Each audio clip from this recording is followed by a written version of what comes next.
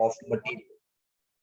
आज हम स्टार्ट लेंगे रेलिवेंट कॉस्ट ऑफ लेबर, और इसके लिए भी एक फ्लो चार्ट में बनाऊंगा जो क्वेश्चन हम करेंगे। सबसे पहला क्वेश्चन, यानी जो भी प्रोजेक्ट हमें मिल रहा है उसके लिए हमें देखना ये है कि मुझे कितने ऑर्स चाहिए और क्या ये ऑर्स मेरे पास अवेलेबल हैं। इसको हम लिखेंगे डज स्पेयर कैपेसिटी एग्जिस्ट। क्या मेरे पास स्पेयर कैपेसिटी एग्जिस्ट कर रही है। What is meant by spare capacity, कि क्या मेरे पास कोई ऐसी लेबर मौजूद है जो कि हमारी इस वक्त फुली यूटिलाइज नहीं हो रही, उसको हम लिखेंगे स्पेयर कैपेसिटी। ठीक है जी, क्या ये स्पेयर कैपेसिटी एग्जिस्ट करती है। तो इसमें दो आंसर आ सकते हैं। आंसर इज यस, यानी स्पेयर कैपेसिटी एग्जिस्ट कर रही है, और दूसरा आंसर स्पेयर कैपेसिटी एग्जिस्ट नहीं कर रही। ठीक है। अच्छा, अगर तो स्पेयर कैपेसिटी एग्जिस्ट कर रही है, यानी सपोज मुझे 200 आवर्स चाहिए एक प्रोजेक्ट को कंप्लीट करने के लिए, और मेरे पास 200 लेबर आवर्स अवेलेबल हैं। अवेलेबल का मतलब क्या है कि हम उनको ऑलरेडी पे कर रहे हैं और इस वक्त वो हमारे पास लेबर आइडल है, यानी स्पेयर कैपेसिटी एग्जिस्ट कर रही है। तो याद रखिएगा, इस सूरत में नथिंग इज रेलिवेंट कॉस्ट, यानी रेलिवेंट कॉस्ट शैल बी 0।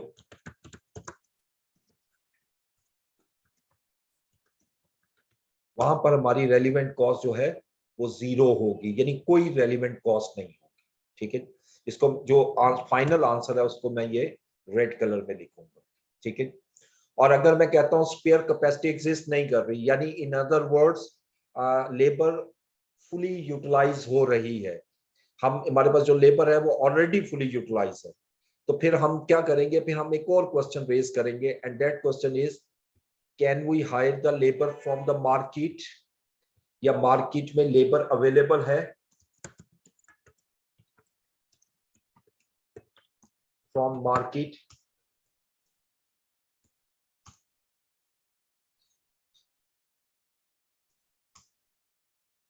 ठीक है जी, ये हमारा सेकंड क्वेश्चन आएगा, क्या हम लेबर मार्केट से हायर कर सकते हैं, इस अवेलेबल है या नहीं है। Again answer can be yes और आंसर कैन बी नो। तो अगर तो यस आंसर आ रहा है, यानी मीन लेबर मार्केट में अवेलेबल है और हम इसको हायर कर सकते हैं, तो relevant cost shall B cost of labour hired पर आवर, यानी पर आवर में पर आवर रेट जिस पे हम उसको हायर करेंगे, that shall be a relevant cost. ठीक है, इसको अगेन रेड कलर करूंगा क्योंकि ये मेरा फाइनल आंसर है कि रेलिवेंट कॉस्ट वो होगी जो मेरी हायर्ड कॉस्ट होगी। और अगर मैं कहता हूं जी कि लेबर हम मार्केट से हायर नहीं कर सकते, यानी मार्केट में लेबर अवेलेबल नहीं है इन शॉर्ट रन, तो फिर हमें एक और क्वेश्चन करना है, and that question is there any alternate exist, क्या मेरा कोई ऑल्टरनेट एग्जिस्ट कर रहा है। ऑल्टरनेट क्या है कि लाइक अगर मैं ये कहूं कि लेबर को एक ऑप्शन मेरे पास अवेलेबल है कि हम लेबर को मार्केट मूव कर सकते हैं फ्रॉम अदर वर्क, और दूसरी ऑल्टरनेट क्या है कि मैं उसको ओवर टाइम ऑफर कर सकता हूं कि वो ओवर टाइम लगा ले। ठीक है, तो answer again can be yes और नो। ठीक है जी, ये दो ऑप्शन आ जाएंगी। अगर मैं कहता हूं जी कि ऑल्टरनेट एग्जिस्ट करता है, तो फिर relevant cost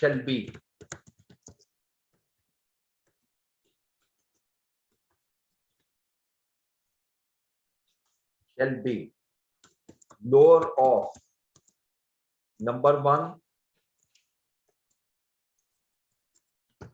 cost of moving labor from other work,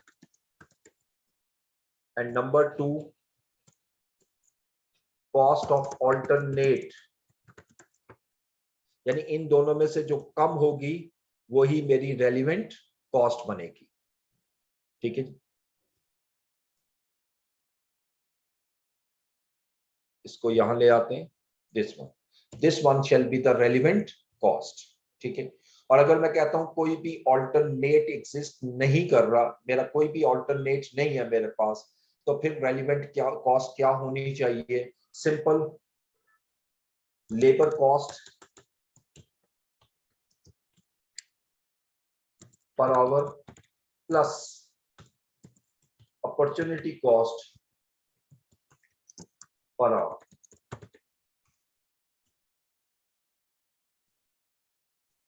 ठीक है, यानी एक तो वो जो रेट उसको पे कर रहे हैं वो भी रेलिवेंट कॉस्ट होगी, और प्लस जो हमारी अपॉर्चुनिटी कॉस्ट होगी, यानी मेन के जहां से हम मूव करेंगे पर्सन को फ्रॉम अदर वर्क, तो वहां से ऑब्वियसली जो मुझे बेनिफिट लेकर दे रहा था लेबर, वो मुझे अब नहीं मिलेगा, that shall be the relevant cost. तो ये चार किस्म की रेलिवेंट कॉस्ट आपको नजर आएंगी जो मैंने रेड कलर में हाईलाइट की है। ठीक है, इसको, इस फ्लो चार्ट को एक दफा फिर मैं एक्सप्लेन कर रहा हूं। ठीक है, मैं कहता हूं जी कि suppose I need 200 labour hours. मैं इन सारी सिचुएशंस को ला रहा हूं, ये ऑप्शन नंबर 1 की तरफ पहले जाता हूं। तो पहला तो 200 लेबर आवर्स चाहिए। पहला क्वेश्चन मुझे ये करना है, डज स्पेयर कैपेसिटी एग्जिस्ट? अगर मेरी स्पेयर कैपेसिटी एग्जिस्ट करती है, यानी इफ आंसर इज यस, ठीक है, then relevant cost shall be 0। कोई भी रेलिवेंट कॉस्ट नहीं होगी। ये मैंने जो डिस्कशन की वो दिस पोर्शन मैंने डिस्कस किया कि अगर मुझे 200 लेबर आवर्स चाहिए और 200 मेरे पास ऑलरेडी अवेलेबल हैं, उनको ऑलरेडी मैं पे कर रहा हूं, और स्पेयर है, स्पेयर का मतलब क्या है कि वो आइडल हैं, वो काम इस वक्त नहीं कर रहे, तो उस वक्त जितनी भी उसकी कॉस्ट हम पे कर रहे हैं वो सारी की सारी रेलिवेंट कॉस्ट नहीं हो सकती। क्यों? क्योंकि उसकी रीजन ये है कि वो कमिटेड कॉस्ट है। अगर ये प्रोजेक्ट नहीं मिलेगा तब भी मैंने उसको पे करना है, और अगर ये प्रोजेक्ट मिलेगा तब भी मुझे पे करना है। इसका मतलब रेलिवेंट कॉस्ट शैल बी 0। ठीक है जी, तो ये वाला हिस्सा जो मैंने आपके सामने डिस्कस किया, this one is option number 1। अब ये मैं जरा इसको डिफरेंट कलर कर रहा हूँ, लिंक करूंगा कि जैसे ये मैंने इसको ग्रीन कलर किया, तो ये ग्रीन कलर को मैंने एक्सप्लेन किया इस एग्जांपल में, इसको इसके साथ लिंक करते जाएंगे। ठीक है, अब इसी तरह मैं दूसरी एग्जांपल लेता हूं और मैं कहता हूं I need 200 labour hours. Same question करूंगा, does spare capacity exist? Answer, if answer is no, अगर आंसर नो है यानी मेन लेबर फुली यूटिलाइज हो रही है, इसको मैं यहां ले आता हूं इस साइट पर। आंसर इज नो, आंसर नहीं है यानी आंसर नहीं आ रहा, यानी इट मींस के लेबर स्पेयर मौजूद नहीं है, सारी की सारी लेबर जो मौजूद है वो इस वक्त फुली यूटिलाइज हो रही है। फिर मैं सेकंड क्वेश्चन करूंगा, कैन वी हायर लेबर? क्या हम लेबर को मार्केट से हायर कर सकते हैं? If the answer is yes, अगर आंसर यस है तो फिर मेरा, यानी if answer is yes, then relevant cost shall be labor cost per hour hired, यानी जितने में मैंने हायर किया है वही मेरी रेलिवेंट कॉस्ट बन जाएगी। ठीक है जी, ये पोर्शन जो मैंने आपके सामने किया, ये मेरा इंडिकेट कर रहा है इस पोर्शन को, दिस वन, और इसको मैं डिफरेंट कलर करता हूं, ये मैंने इसके साथ लिंक कर दिया। ठीक है जी, अब तीसरी ऑप्शन की तरफ जाता हूं और मैं कहता हूं आई नीड 200 लेबर आवर्स। मुझे 200 लेबर आवर्स चाहिए, और पहला क्वेश्चन उसी तरह करूंगा, डज स्पेयर कैपेसिटी एग्जिस्ट? और मैं अब यहां से यहां मूव करूंगा और मैं लिखता हूं इफ आंसर इज नो, यानी लेबर मेरी स्पेयर मौजूद नहीं है, तो फिर मैं सेकंड क्वेश्चन करूंगा, can we hire labour from market? क्या मैं इसको मार्केट से हायर कर सकता हूं?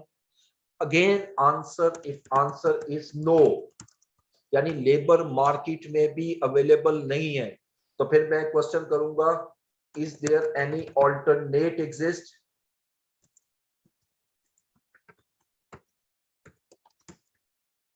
और if the answer is yes, no, पहले नो कर लेते हैं। अगर हम आंसर नो है, मैं इसकी तरफ मूव कर रहा हूं, तो उस सूरत में जो हम रेट पर आवर जो पे करते हैं लेबर को plus opportunity cost per hour is relevant cost. ठीक है, तो फिर उस सूरत में जो कुछ हम उसको पे करेंगे, जो वो भी रेलिवेंट होगी, प्लस जो बेनिफिट वो हमें लेकर दे रहा है और लॉस्ट हो जाएगा, वो भी मेरी रेलिवेंट कॉस्ट बन जाएगी। ठीक है जी, इसको अब अगेन मैं डिफरेंट कलर से कर रहा हूं, दिस वन, और ये हिस्सा उसी को एक्सप्लेन कर किया है।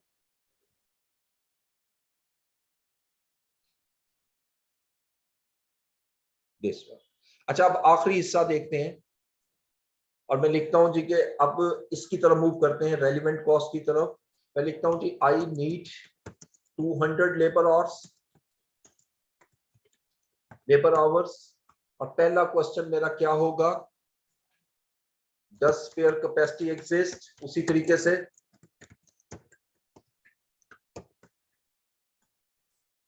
और यकीनी बात है, मैं लिखूंगा इफ आंसर इज नो, यानी स्पेयर कैपेसिटी एग्जिस्ट नहीं कर रही, तो फिर मुझे क्या करना है, second question, can we hire labour, क्या मैं लेबर मार्केट से हायर कर सकता हूं।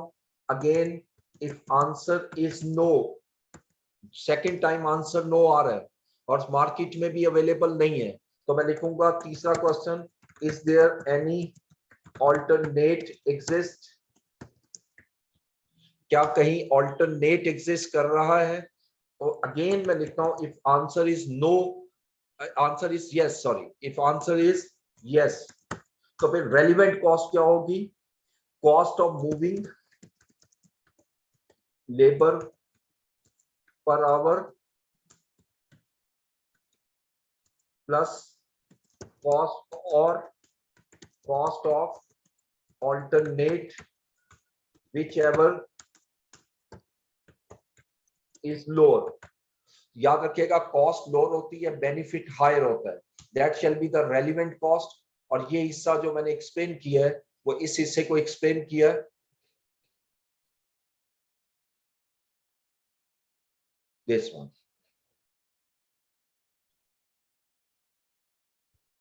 ठीक है जी, तो ये एक फ्लो चार्ट है जो बहुत इंपॉर्टेंट है हर क्वेश्चन के अंदर।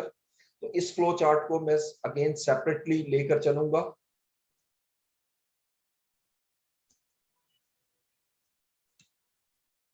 इसको नीचे ले आते हैं,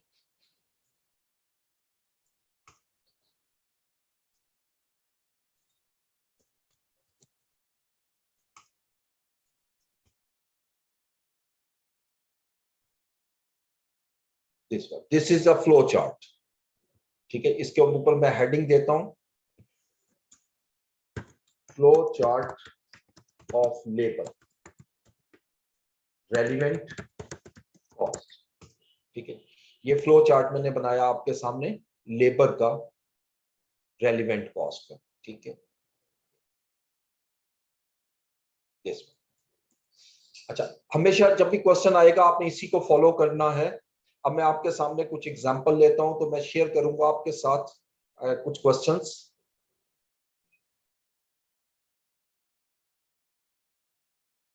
ये पूरी स्क्रीन मैंने आपके साथ शेयर की।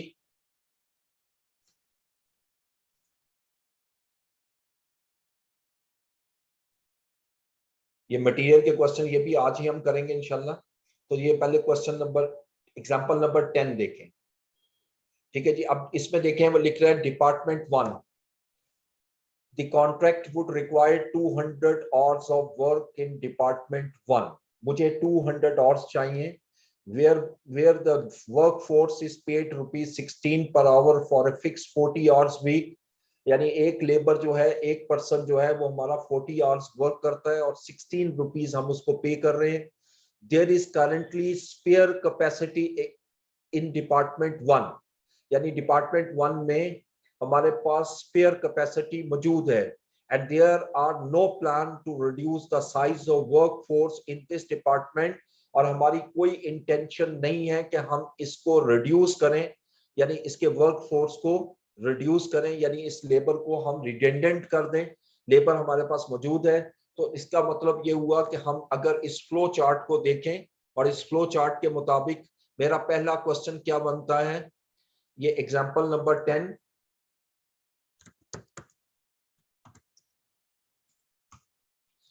ये सीए की बुक है जो आपके पास है, ये वो उस बुक से मैं करवा रहा हूं ये क्वेश्चन, उसका रेलिवेंट कॉस्ट का चैप्टर है और पेज नंबर 512, और इसके ऊपर मैं पूरा रेफरेंस भी लिख देता हूं, example 10 of ICAP study text,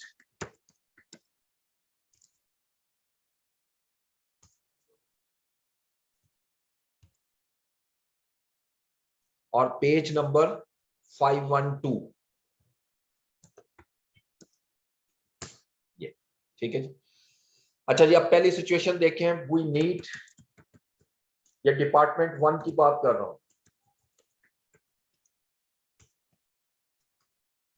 we need 200 labour hours.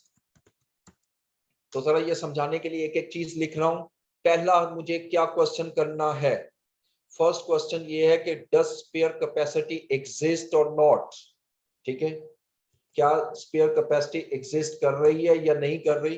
तो देखते हैं यहां पर, तो पहला क्वेश्चन मैंने किया, डज स्पेयर कैपेसिटी एग्जिस्ट, क्या स्पेयर कैपेसिटी एग्जिस्ट कर रही है या नहीं कर रही।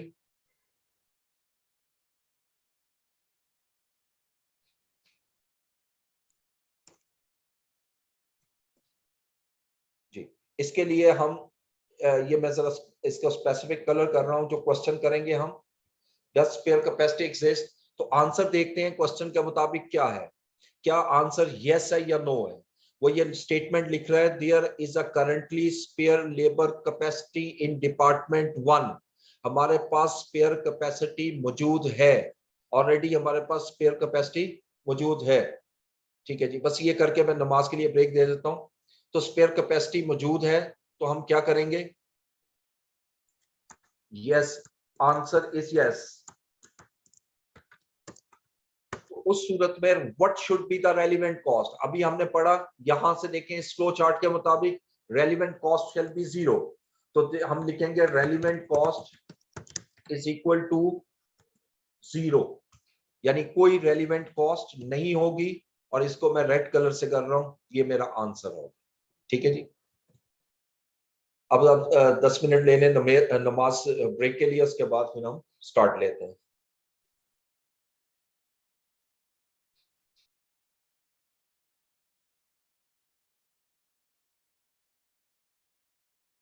ओके, ये सीवीपी के मैं एंड पे कर देता हूँ, जो टाइम बचेगा ना उसमें मैं कर देता हूँ। अच्छा, तो अब जरा आइएगा दोबारा क्वेश्चन की तरफ।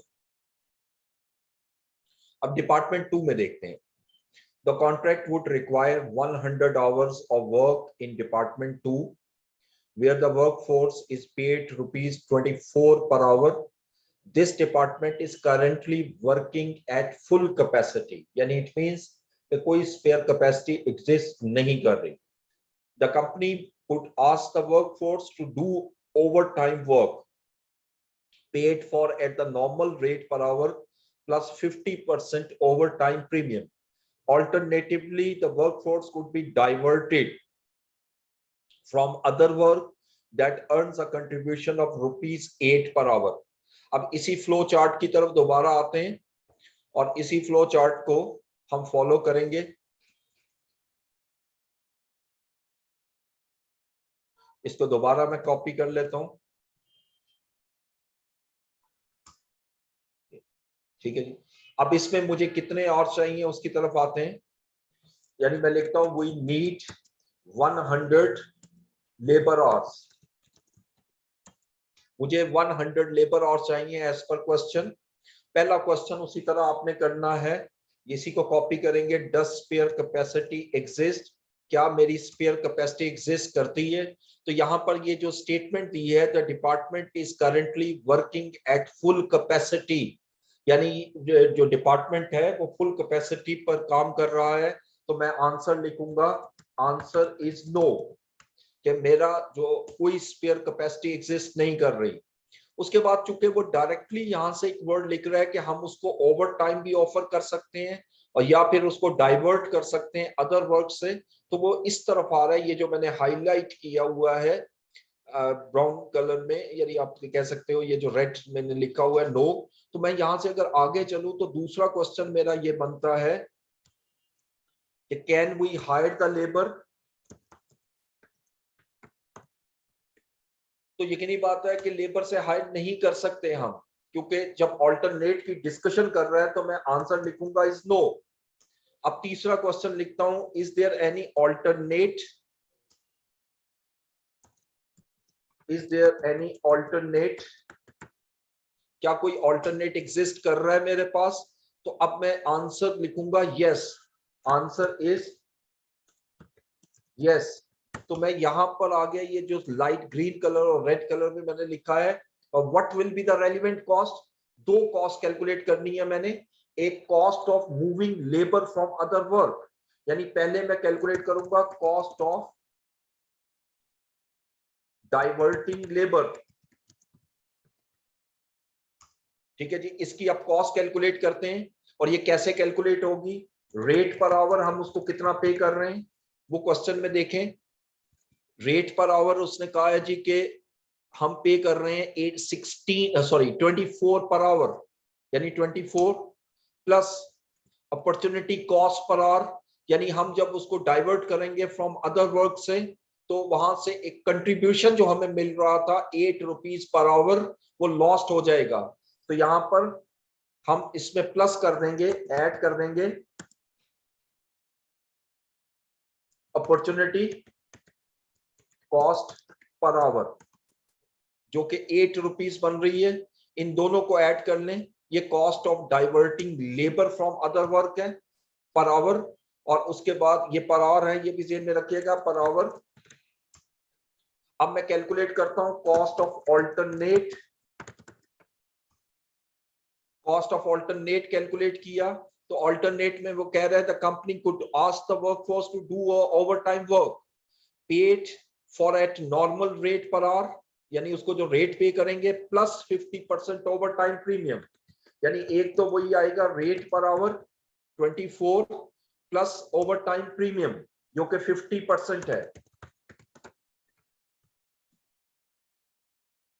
50% कितना बनेगा 24 का 12। अब इन दोनों को प्लस कर लें तो ये 36 आ गया। ये दूसरा आ गया cost of alternate per hour. ठीक है जी, अब हमें रेलिवेंट कॉस्ट कौन सी लेनी है, जो इनमें से कम है। So the relevant cost shall B, तो मैं रेलिवेंट कॉस्ट कैसे निकालूंगा कि इन दोनों की कॉस्ट को मल्टीप्लाई कर, यानी जो इनमें से कम है उसको लूंगा 32 इंटू, मुझे 100 लेबर आवर्स चाहिए, 100 से मल्टीप्लाई कर देता हूं तो 3200 into 32 that is equal to 3200 and this is my relevant cost। ठीक है जी, ये मेरी रेलिवेंट कॉस्ट आ जाएगी जो मैंने रेड कलर में इसको हाईलाइट किया। इसी तरह थर्ड में आते हैं, उसके बाद नेक्स्ट डिपार्टमेंट, डिपार्टमेंट 3। अच्छा, अब यहां पर वो लिखता है the contract would require 300 hours of work in department 3 where the workforce is paid rupees 24 per hour. Labor in this department is in short supply and all the available time is currently spent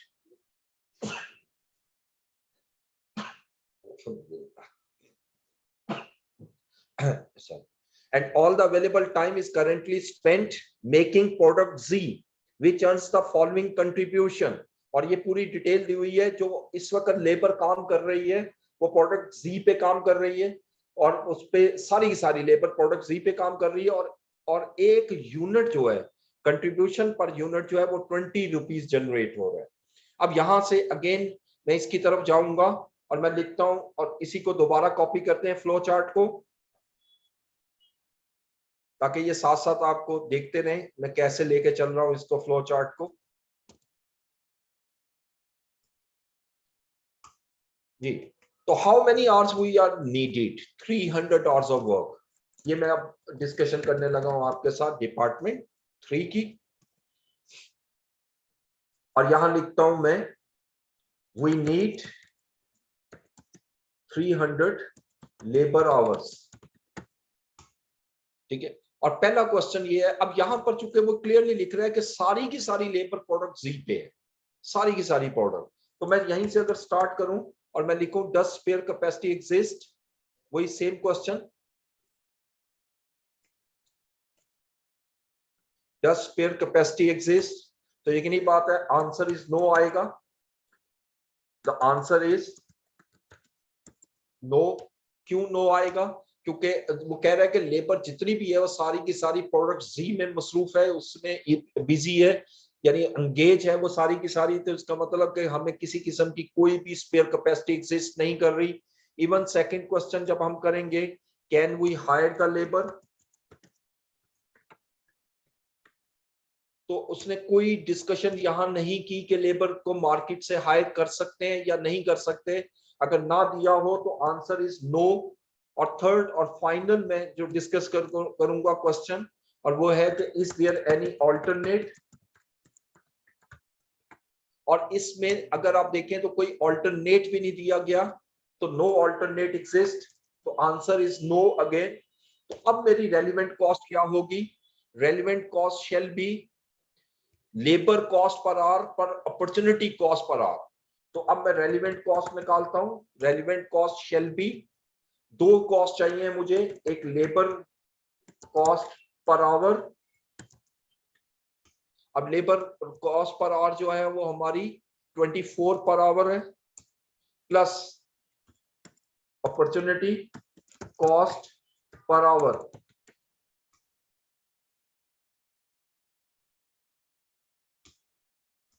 और opportunity cost देखिए, अब जरा यहां से देखिएगा, जो contribution product जी से हमें मिल रहा था वो लॉस्ट हो जाएगा, और एक यूनिट 20 रुपीज का कंट्रीब्यूशन जनरेट करके दे रहा है, एक यूनिट 20 रुपीज का कंट्रीब्यूशन जनरेट करके दे रहा है। तो मुझे पर यूनिट नहीं चाहिए, पर आवर चाहिए, और एक यूनिट को बनाने के लिए मुझे 2 लेबर आवर्स चाहिए। ये इसने दिया हुआ है 2 लेबर आवर्स, दिस वन। तो इसका मतलब कि ये जो 20 रुपीज का कंट्रीब्यूशन है ये पर यूनिट है, ये पर आवर नहीं है, और मुझे इसको पर आवर में कन्वर्ट करना है। अगर एक यूनिट बनाता हूं उस पे 2 आवर्स लगेंगे, और 2 आवर्स में मेरा जो कंट्रीब्यूशन है वो 20 रुपीज होगा, तो पर आवर कंट्रीब्यूशन 10 रुपीज हो गया। वो 10 rupees shell be the relevant cost. अब यहां पर ये रेलिवेंट कॉस्ट जो मैंने आपके सामने कैलकुलेट की है 34, ये पर आवर है, तो hence the relevant cost shall be 34 into 300 hours, यानी 34 को 300 से मल्टीप्लाई कर दिया तो 10,200 shall be the relevant cost। ये अब 3 रेलिवेंट कॉस्ट मैंने कैलकुलेट की, ये क्वेश्चन में 3 ही दी हुई थी। सबसे पहली रेलिवेंट कॉस्ट जो है वो 0 है, सेकंड रेलिवेंट कॉस्ट 3200 है, और थर्ड 10,200 है। अब इसका जो प्रॉपर सोल्यूशन है वो कैसे होता है वो जरा देखिएगा। ये तो मैंने सिर्फ कैलकुलेशन शो की, तो हम लिखेंगे यहां पर डिपार्टमेंट 1। अब इसकी रेलिवेंट कॉस्ट हम यहां से लेते हैं जो डिपार्टमेंट 1 में हमने कैलकुलेट की, जो कि 0 है। डिपार्टमेंट 2, इसकी रेलिवेंट कॉस्ट हमने कैलकुलेट की 3200, और डिपार्टमेंट 3 इसकी रेलिवेंट कॉस्ट 10,200। तो टोटल रेलिवेंट कॉस्ट जो है वो मेरा फाइनल आंसर होगा, और total relevant cost shall be, इन तीनों का सम कर लेंगे, ये रेलिवेंट कॉस्ट ऑफ लेबर आ जाएगी। ठीक है, 13,400 is the relevant cost of labour, and that is my final answer. ठीक है, तो जो सॉल्यूशन है वो सिर्फ इतना सा होता है, बाकी सारी आपने वर्किंग जो है वो शो करनी होती है। अब वर्किंग इतनी डिटेल में नहीं करनी जैसे मैं कर रहा हूँ, ये तो मैंने समझाने के लिए की है। जब क्वेश्चन करेंगे इंशाल्लाह, जब आपको इस पे होल्ड हो जाएगा इस फ्लो चार्ट पे, मटेरियल वाले पर और लेबर वाले पर, then it becomes easier to solve it. ठीक है, अब इसी तरह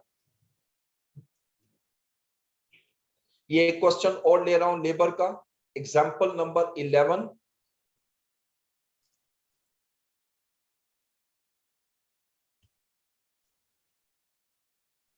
ओके, ये मैं बुक आपके साथ शेयर कर देता हूं।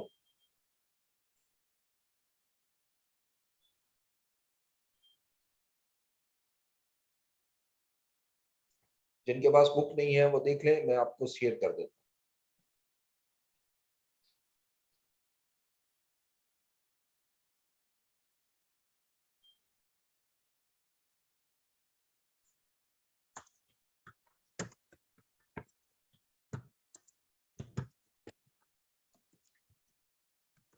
ठीक, तो ये अभी अपलोड हो जाएगी, तो मैं आगे चलता हूँ। तो एग्जाम्पल नंबर 11 देखते हैं। A 1-year contract has been offered to Malaika Industries which required the following labor force। अब मुझे 3 किस्म की लेबर चाहिए। एक स्किल्ड लेबर है, और स्किल्ड लेबर वो बता रहा है फर्स्ट 6 मंथ में 1350 आवर्स चाहिए, और सब्सिक्वेंट 6 मंथ में 1276 आवर्स चाहिए। इसी तरह फर्स्ट 6 मंथ का जो नॉर्मल वेज रेट है वो 25 है, और सब्सिक्वेंट 6 मंथ का जो नॉर्मल रेट है वो 28.75 है।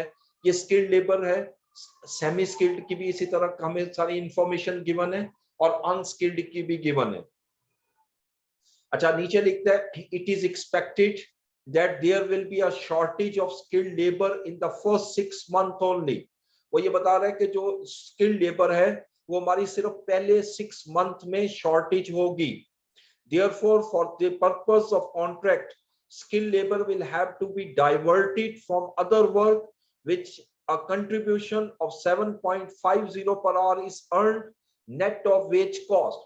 अब वो ये कहते हैं जी कि इन 6 मंथ में कॉन्ट्रैक्ट को पूरा करने के लिए स्किल्ड लेबर को मुझे दूसरे वर्क से डाइवर्ट करना पड़ेगा, और जो कि मुझे 7.50 को कंट्रीब्यूशन अर्न करके दे रहा था। In subsequent 6 months, the sufficient skilled labor will be available। जबकि सेकंड 6 मंथ में जो मुझे और चाहिए वो मेरे पास अवेलेबल होंगे सफिशिएंट।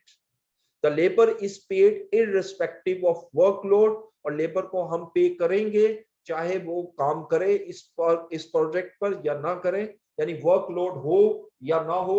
यानी अगर वो लेबर आइडल भी है, स्पेयर भी मौजूद है, तब भी मुझे उसको पे करना है। अच्छा, ये इंफॉर्मेशन जो पहला पैराग्राफ मैंने आपके साथ डिस्कस किया है, ये सारे का सारा हमारा स्किल्ड लेबर का है।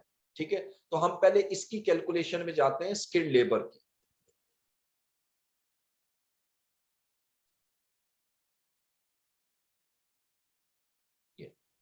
अब मैं ले रहा हूं जी एग्जांपल 11।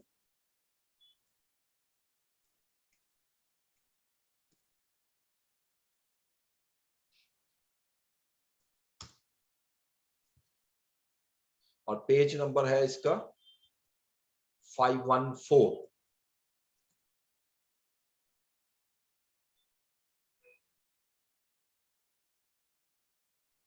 जी, तो एग्जांपल 11 में हम स्टार्ट करते हैं जी क्वेश्चन को।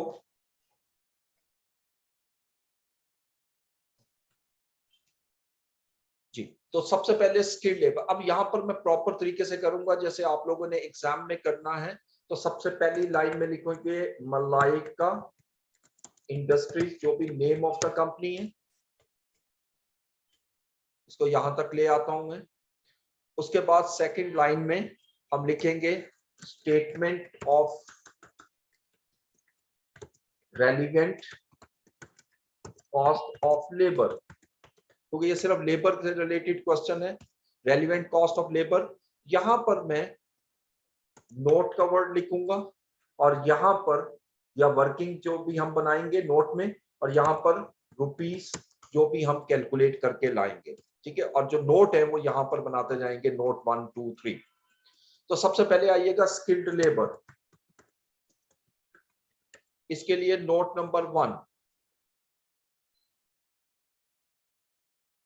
जी। तो अब इसके मुताबिक फिर देखिएगा, हमें पहले मैं फर्स्ट 6 मंथ की कैलकुलेशन करता हूं। नोट 1 स्किल्ड लेबर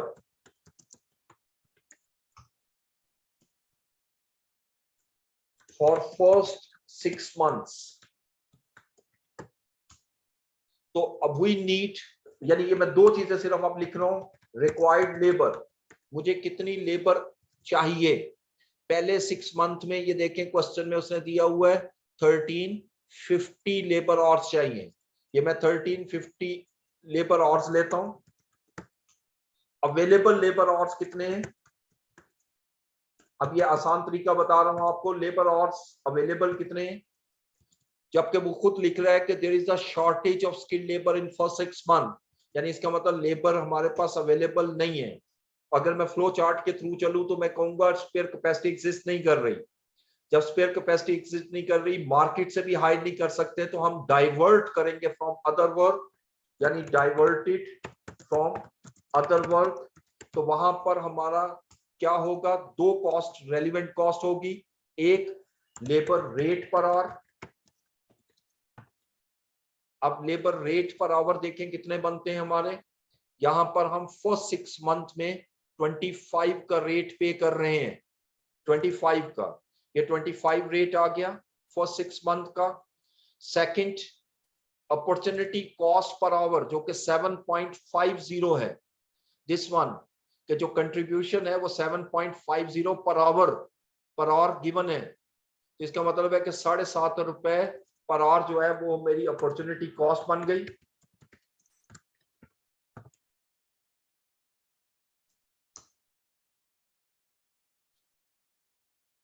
इन दोनों को टोटल कर लेंगे तो 32.50 आ गया। अब मेरी रेलिवेंट कॉस्ट क्या आएगी, रेलिवेंट कॉस्ट शैल बी, कितने और चाहिए, 1350 मल्टीप्लाई 32.50, यानी 1350 को मैं मल्टीप्लाई कर देता हूं 32.50, 43,875 is the relevant cost for the first 6 month. अच्छा, जब मैं सेकंड 6 मंथ में जाता हूं, in second 6 month 1276 labour hours are required, यानी मुझे जो लेबर आवर्स चाहिए वो 1276 हैं। और यहां पर क्लियरली लिख रहा है कि in subsequent 6 month the sufficient labour skilled labour will be available, यानी जितनी लेबर मुझे चाहिए मेरे पास ऑलरेडी अवेलेबल है, मेरे पास ऑलरेडी अवेलेबल है।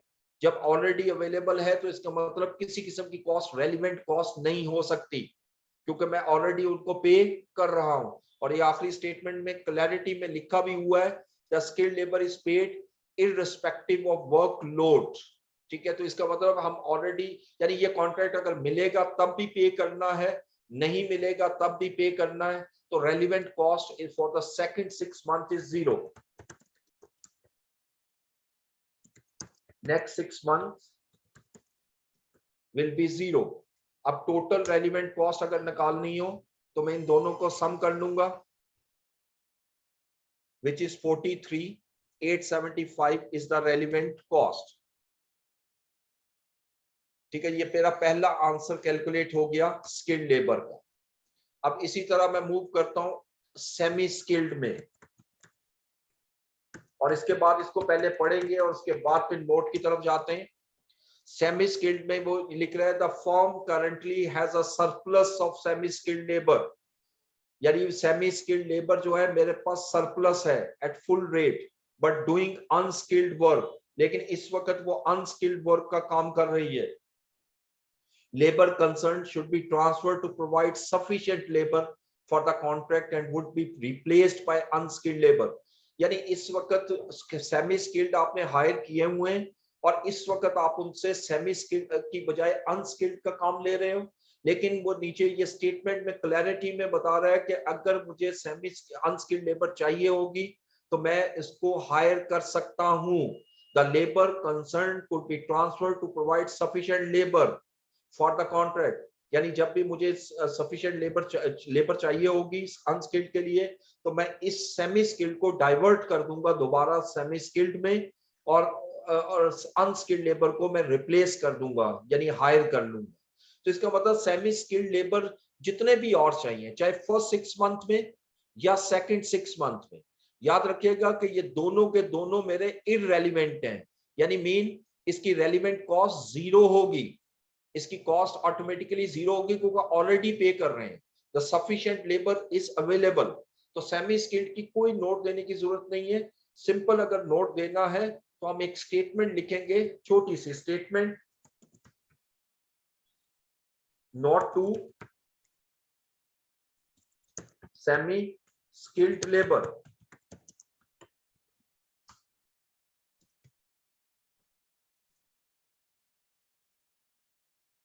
और हम लिखेंगे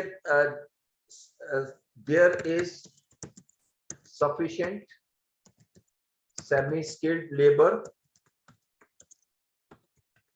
or available in both 6-month period. Therefore, the relevant cost shall be 0. ठीक है, बस इतनी सी स्टेटमेंट आपने इसमें नोट में लिख देनी है कि इसकी रेलिवेंट कॉस्ट 0 क्यों हुई। अच्छा, जहां तक अनस्किल्ड लेबर का ताल्लुक है तो अनस्किल्ड लेबर मुझे हायर करनी पड़ेगी। ठीक है, और उसके मुताबिक कुछ नहीं लिखा हुआ कि क्या हम हायर कर सकते हैं, बिल्कुल ये यहां देखें तो पता लगेगा, would be replace by unskilled labour, यानी अनस्किल्ड लेबर को हम किसी वक्त भी रिप्लेस कर सकते हैं। जब रिप्लेस कर सकते हैं तो फ्लो चार्ट के मुताबिक लेबर मेरे पास मार्केट में अवेलेबल है। जब अवेलेबल है we can hire the labour from market. तो यहां पर अनस्किल्ड लेबर में आता हूं, और इसके लिए सिंपल आपने वो रेट लगाने हैं जो जितने में आप उसको हायर करें। ठीक है, नोट 3 अनस्किल्ड लेबर।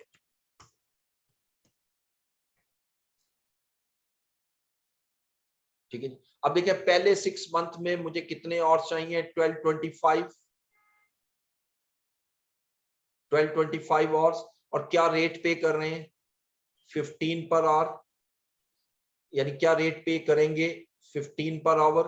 तो मैं अनस्किल्ड लिखता हूं फॉर फर्स्ट 6 मंथ्स। पहले फर्स्ट 6 मंथ की कैलकुलेशन करें, आवर्स रिक्वायर्ड, मुझे फर्स्ट 6 मंथ में जो आवर्स चाहिए वो 1225, और इसको जो रेट पे करेंगे वो भी गिवन है, दैट इज 15। अब सिंपल इसको मल्टीप्लाई कर दूंगा तो ये फर्स्ट 6 मंथ की रेलिवेंट कॉस्ट बनेगी।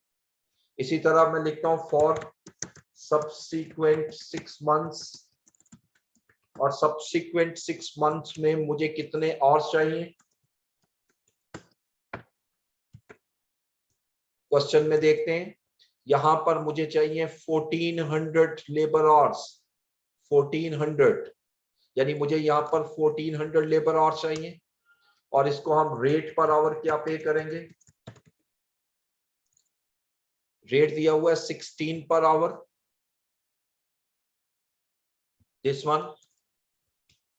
तो इसको मल्टीप्लाई कर दें 1400 इंटू 16, ये मेरी रेलिवेंट कॉस्ट हो गई नेक्स्ट 6 मंथ की। तो टोटल रेलिवेंट कॉस्ट इस प्रोजेक्ट की क्या हो गई, जो कि इन दोनों को प्लस करूंगा, 18,375 plus 22,400, so the total relevant cost is 40,775, जो मैं ये टेबल पे ले आऊंगा उस सॉल्यूशन में।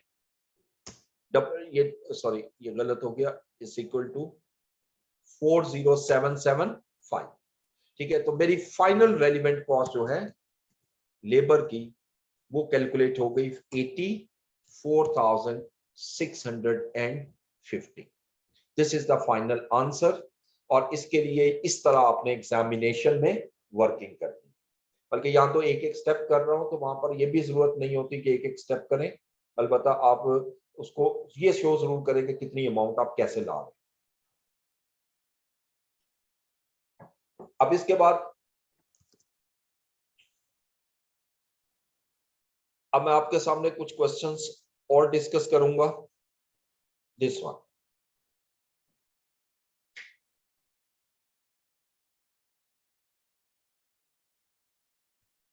मलाइका इंडस्ट्रीज का, ये तो अभी हमने किया, लेकिन ये तो कंबाइंड क्वेश्चन है, ये अलग किया।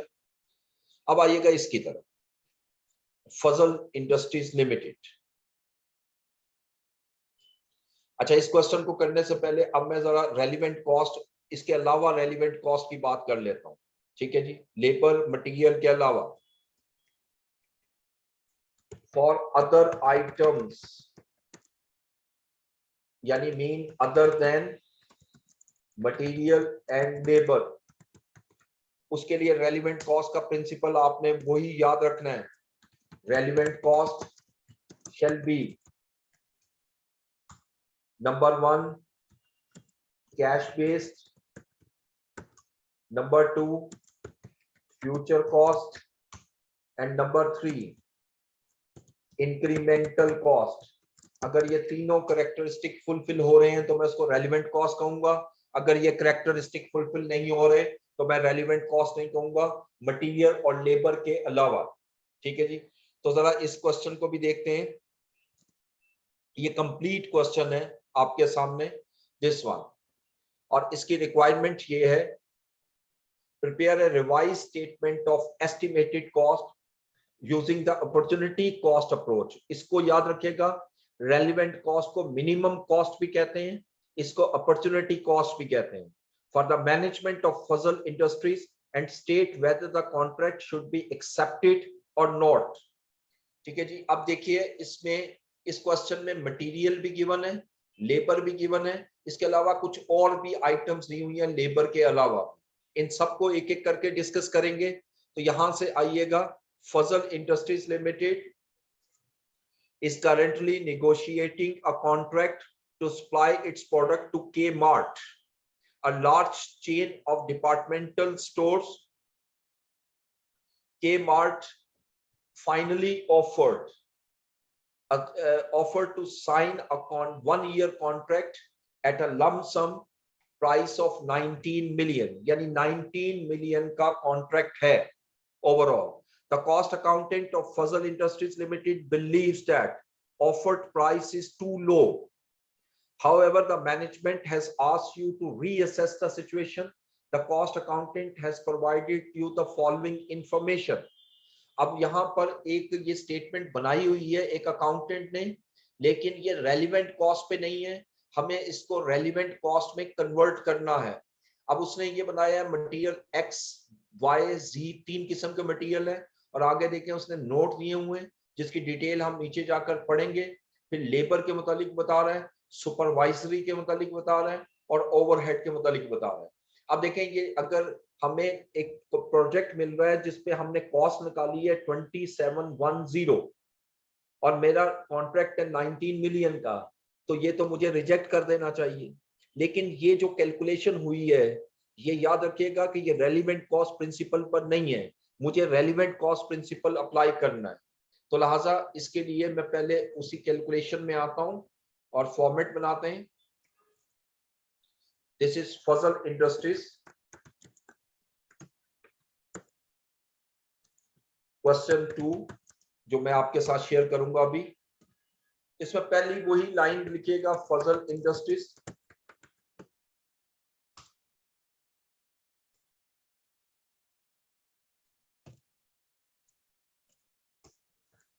Statement of relevant cost. 2 column बना लेते हैं, नोट्स और रुपीस।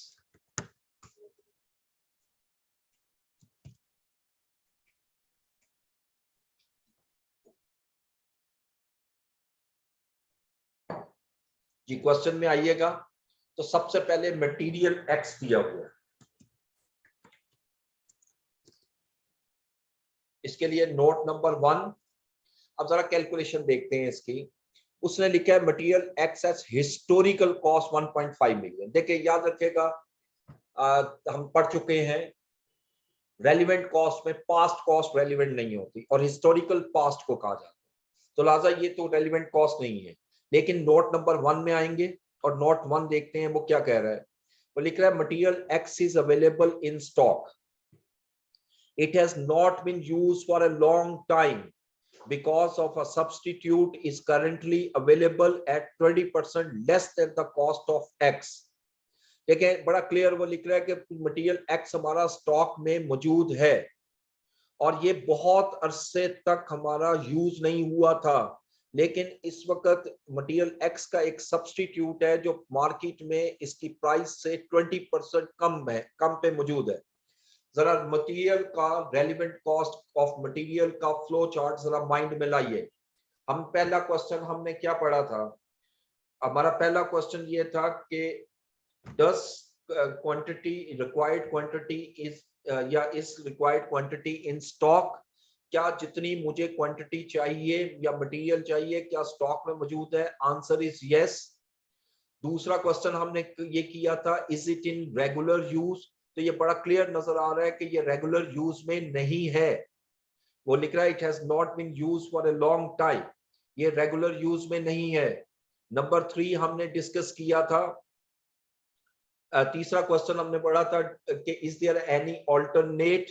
तो यहाँ ऑल्टरनेट की भी कोई डिस्कशन नहीं है, तो इसका मतलब यहाँ आंसर भी नो आ गया। जब तीनों आंसर नो आ गए तो अब रेलिवेंट कॉस्ट क्या होनी चाहिए? वो फ्लो चार्ट के मुताबिक relevant cost shall be the sales value, और सेल्स वैल्यू हम इस तरह लेंगे कि इसका चूंकि मार्केट में एक सब्स्टिट्यूट कम प्राइस पर आ चुका है, तो हम ये अज्यूम करते हैं कि मटेरियल एक्स को अगर मैं बेचूंगा तो इससे 80% प्राइस पर बिकेगा, यानी 20% कम पे।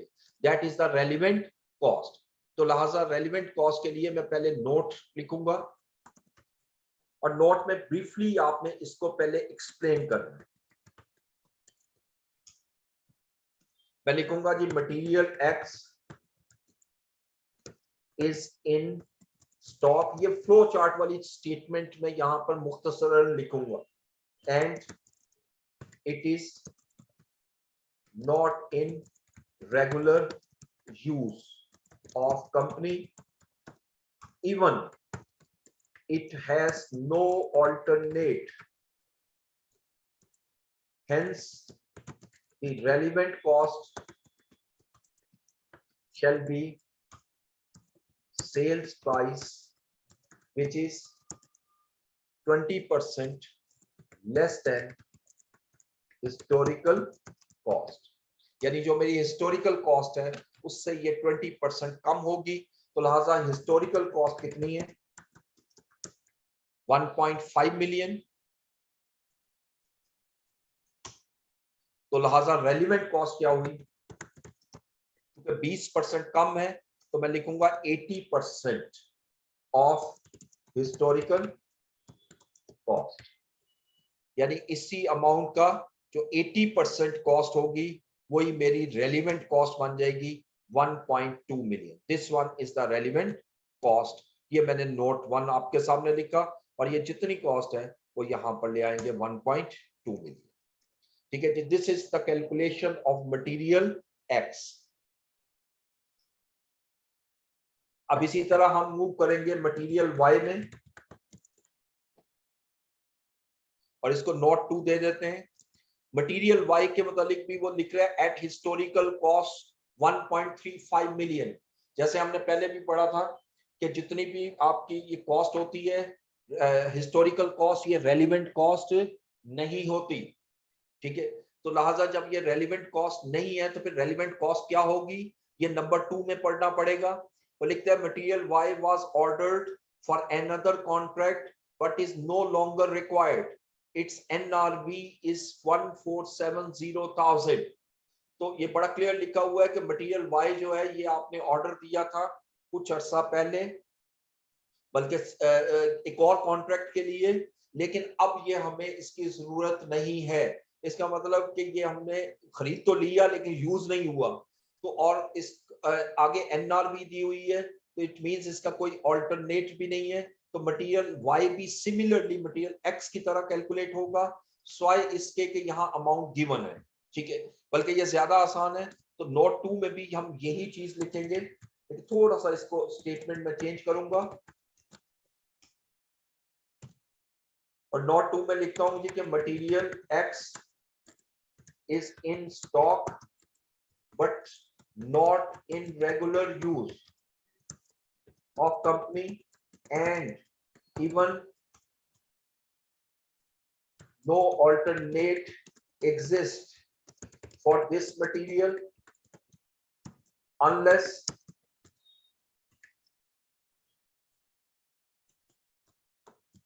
however it can be sold for rupees 1,470,000 which shall be the relevant cost. यहाँ पर तो relevant cost को हमने स्ट्रेट में लिख देना है 1,470,000 क्योंकि ये क्वेश्चन के अंदर गिवन है, तो लिहाजा यहाँ पर तो हमें कैलकुलेशन ज्यादा इन्वॉल्व नहीं करनी पड़ी, हमने सिंपली इसको कैलकुलेट कर लिया। अब आइएगा मटेरियल जी की तरफ, तीसरा मटेरियल नोट नंबर 3। अब मटेरियल जी के मुतालिक नहीं लिखा हुआ हिस्टोरिकल कॉस्ट, बल्कि ये वो कॉस्ट है जो फ्यूचर कॉस्ट है 2250, और नीचे लिख रहा है material G is not in stock, यानी ये स्टॉक में नहीं है। जब स्टॉक में नहीं है तो इसका मतलब ऊपर जो कॉस्ट निकाली हुई है उसने बिल्कुल ठीक निकाली हुई है, यानी ये मुझे परचेज करना पड़ेगा और ये परचेज कॉस्ट गिवन है। ये जो 2250 है that shall be treated as current replacement cost. ठीक है, तो इसके मुतालिक भी हम छोटी सी स्टेटमेंट लिखेंगे, नोट 3 मटेरियल सी, और यहां लिखता हूं जी material C is not in stock and it shall be bought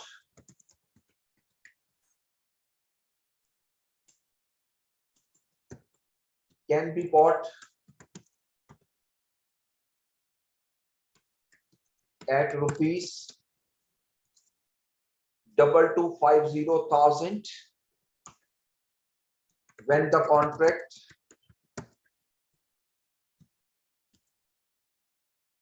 will be in our favor. Hence, the relevant cost shall be rupees 2250,000, यानी इसकी रेलिवेंट कॉस्ट भी वही होगी जो हमें क्वेश्चन में गिवन। तो ये मटेरियल की कैलकुलेशन अभी तक मैंने मुकम्मल की जो आपको क्वेश्चन में दी हुई थी। अब इसके बाद हम लेबर में जाएंगे, और लेबर में हमें 2 लेबर दिए, बल्कि 3 कह ले, सुपरवाइजरी भी लेबर में ले लेते हैं। तो स्किल्ड लेबर, अनस्किल्ड लेबर और सुपरवाइजरी रोल। ठीक है जी, सुपरवाइजरी की कितनी कॉस्ट है। तो सबसे पहले आइएगा मटेरियल लेबर, स्किल्ड लेबर, और इसके लिए नोट नंबर 4 हम बना लेते हैं और पहले इसके मुतालिक पढ़ते हैं। देखिए स्किल्ड लेबर में उसने लिखा हुआ है 4050,000, 4050,000, और स्किल्ड लेबर में लिख रहा है skilled labor can work on other contracts which are presently operated by semi skilled labor, यानी skilled labor वो कह रहा है कि किसी और कॉन्ट्रैक्ट पे भी काम कर सकती है जो इस वक्त सेमी स्किल्ड लेबर जो है वो ऑपरेट कर रही है, who have been hired on temporary base at a cost of 325,000 per month, और सेमी स्किल्ड लेबर को हमने हायर किया हुआ है 325,000 पर मंथ में। The company will need to give them a notice of 30 days before terminating their services, यानी company जो है उसको 30 दिन का नोटिस देना पड़ेगा अगर उसको हम, ये मैं एक्सेल की शीट कर रहा हूं शेयर, सॉरी ये एक मिनट ठहरिएगा।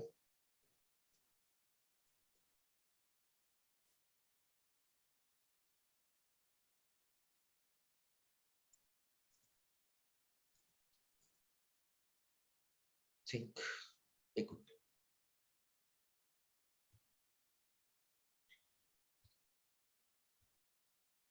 जी, तो अब चेक कीजिएगा, आपको ये नजर आ रही है वर्ड की फाइल?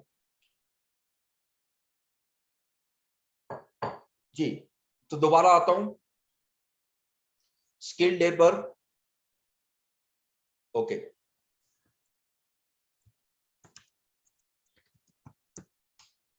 जी स्किल्ड लेबर में आते हैं, और skilled labour can work on other contracts which are presently operated by semi skilled labour, who have been hired on temporary basis at a cost of 3 to 5,000 per month. The company will need to give them notice of 30 days before terminating their services. देखिए यहाँ पर वो लिख रहा है कि जी skilled labour जो है वो हमारे वर्क कर सकती है अदर कॉन्ट्रैक्ट्स पे, यानी जो लेबर इस वक्त अवेलेबल है वो किसी भी कॉन्ट्रैक्ट पे काम कर सकती है, लेकिन इस वक्त हमने सिर्फ और सिर्फ सेमी स्किल्ड लेबर हायर की हुई है 325 से, और सेमी स्किल्ड का मेरा यहाँ कोई कंसर्न नहीं है, मेरा कंसर्न सिर्फ स्किल्ड से है। तो इसका मतलब स्किल्ड लेबर को हम हायर कर सकते हैं। जब हायर कर सकते हैं तो ये जो गिवन है cost 4050 that shall be the relevant cost, इसमें किसी किस्म की कोई चेंज करने की जरूरत नहीं है, क्योंकि सेमी स्किल्ड तब मैं लूं जब यहाँ पर स्किल्ड और सेमी स्किल्ड भी दिया हो, क्योंकि यहाँ सेमी स्किल्ड नहीं दिया हुआ और स्किल्ड लिखा हुआ और लिखता है स्किल्ड लेबर को किसी भी कॉन्ट्रैक्ट पे हम काम करवा सकते हैं, लेकिन वो जो कॉन्ट्रैक्ट है इस वक्त रन कर रहे हैं सेमी स्किल्ड, इट मींस कि हमारे पास स्किल्ड लेबर अवेलेबल नहीं है और इसको हम मार्केट से हायर करेंगे, और जब हायर करेंगे तो कॉस्ट गिवन है 4050, तो that is the relevant cost. ठीक है, तो इसको हम लेते हैं नोट में, इसके अमाउंट तो मैं वही लूंगा 4050,000, और नोट 4 में चलते हैं, स्किल्ड लेबर, और इसको मैं इस तरह लिखूंगा, currently Fazal industries had hired semi-skilled workers and no skilled labor available. So it can be hired from market at total cost of, जो क्वेश्चन में गिवन है 4050,000, which shall be relevant cost, और यही मेरी relevant cost होगी। अच्छा, अब यहां मैं एक चीज आपको ऐड कर दूं कि अगर सेमी स्किल्ड दिया होता तो सेमी स्किल्ड में जाकर ये 325 वाली कैलकुलेशन को हम लेते, ठीक है, ये स्किल्ड में नहीं आएगी, कोई स्किल्ड हमने हायर ही नहीं किया, और अनस्किल्ड लेबर की तरफ आएंगे।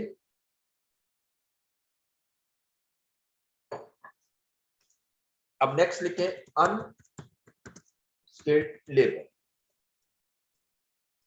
फाइन, ठीक है, और अनस्किल्ड लेबर में उसने अमाउंट दी हुई है 2250, ठीक है, 2250। अच्छा, अब इससे नीचे वो लिखता है कि unskilled labour will have to be hired for the contract, इसको तो क्लैरिटी में लिख रहा है कि इसको तो मुझे हायर करना पड़ेगा, यानी इसका मतलब हायर कितने में करेंगे, वो कॉस्ट ऊपर दी हुई है 2250, ठीक है। तो अब हम क्या करेंगे,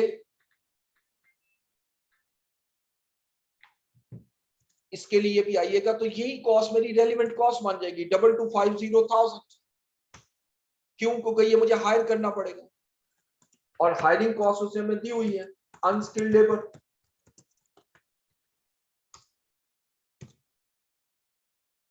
और मैं लिखता हूं कि unskilled labour can be hired from market at total cost of rupees 2250,000, which shall be relevant cost। अब इसके यहां मैं एक स्टेटमेंट और लिख रहा हूं ताकि डिफरेंट स्टेटमेंट्स आपके सामने हो, because this cost is future cost, cash based and incremental as well. तो यहां पर रेलिवेंट कॉस्ट भी वही आ गई 2250। अब मेरे पास सिर्फ दो कॉस्ट रह गई, एक सुपरवाइजरी की और एक ओवरहेड्स की। तो जरा सुपरवाइजरी की बात कर लेते हैं, नोट नंबर 6, और वो लिख रहा है 2 new supervisor will be hired for this contract at ₹1500 पर, सॉरी 15,000 पर मंथ, यानी मुझे 2 नए सुपरवाइजर जो हैं वो हायर करने पड़ेंगे 15,000 पर मंथ में. The present supervisor will remain employed whether the contract is accepted or not. यानी ये इस वक्त जो हम 810,000 जो पे कर रहे हैं, ये तो हम वो सुपरवाइजर हैं जिनको ऑलरेडी हमने हायर करके रखा हुआ है. तो लिहाजा अगर हमें ये कॉन्ट्रैक्ट नहीं भी मिलता तब भी ये हायर रहेंगे, और अगर हमें ये कॉन्ट्रैक्ट मिल जाता है तब भी हायर रहेंगे. यानी हम इनको रिडेंडेंट नहीं करेंगे. इसका मतलब ये इंक्रीमेंटल कॉस्ट नहीं है, ये रेलिवेंट नहीं होगी. लेकिन मुझे इस कॉन्ट्रैक्ट के लिए 2 नए सुपरवाइजर चाहिए, और 2 सुपरवाइजर की कॉस्ट जो है वो 15,000 पर मंथ है. और ये अगर 2 सुपरवाइजर फ्यूचर कॉस्ट है, कैश बेस्ड है और इंक्रीमेंटल है, यानी अगर कॉन्ट्रैक्ट मिलेगा तो मैं रिसीव करूंगा, और अगर कॉन्ट्रैक्ट नहीं मिलेगा तो मैं इनको हायर नहीं करूंगा. ठीक है जी. तो जरा इसकी तरफ चलते हैं.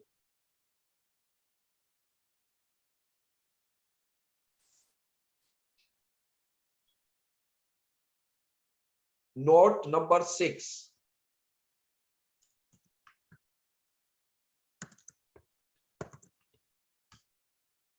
और इसमें मुझे 2 सुपरवाइजर चाहिए, और ये कॉन्ट्रैक्ट कितने पीरियड का है, ये ऊपर हमने पढ़ा था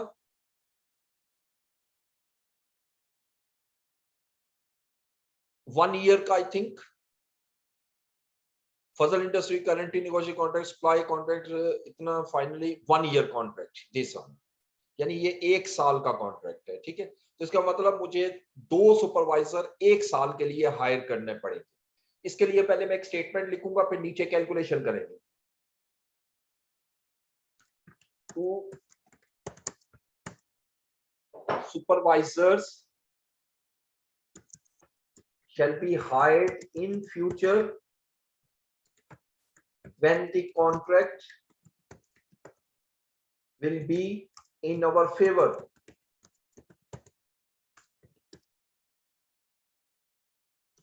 These shall be hired at rupees 15,000 per month for whole year या 1 ईयर. अब अगर इसकी कैलकुलेशन देखें तो मैं क्या करूंगा, 2 सुपरवाइजर्स हैं, एक सुपरवाइजर को मैं 15,000 पे करूंगा और 12 मंथ के लिए पे करूंगा. तो ये कैलकुलेशन अगर यहां करते हैं 2 into 15,000 into 12, तो 360,000 shall be the relevant cost. ये 360,000 shall be the relevant cost of supervisor. ठीक है जी. अब आइएगा लास्ट में ओवरहेड्स. क्वेश्चन के मुताबिक देखें तो आखिरी आइटम है ओवरहेड्स.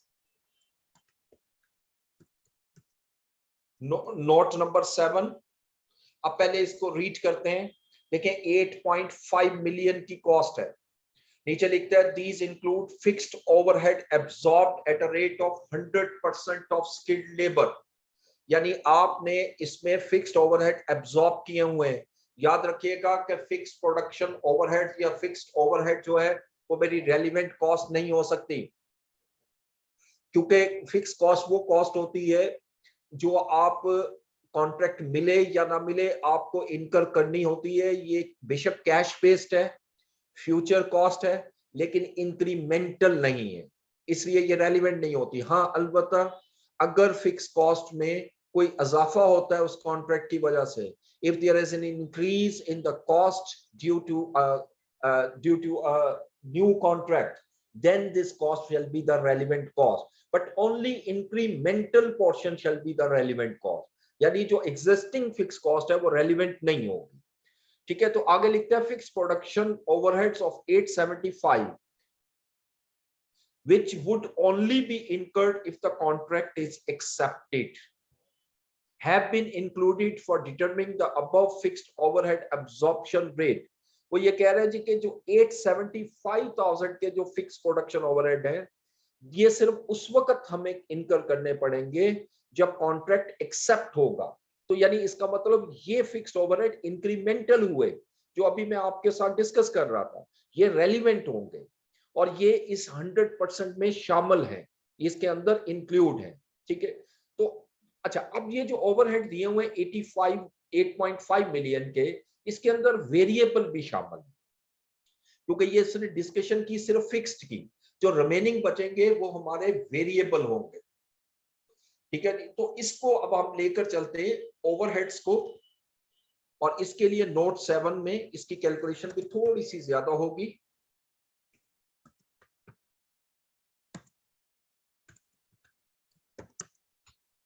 ठीक है, पहले तो मैं एक्सप्लेन करूंगा, मैं लिखूंगा कि these the overheads include both fixed production overheads and fixed and variable production overheads.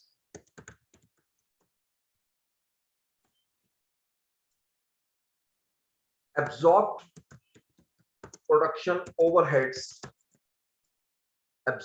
fixed production overheads of 100% of labor cost as per question shall not be relevant cost.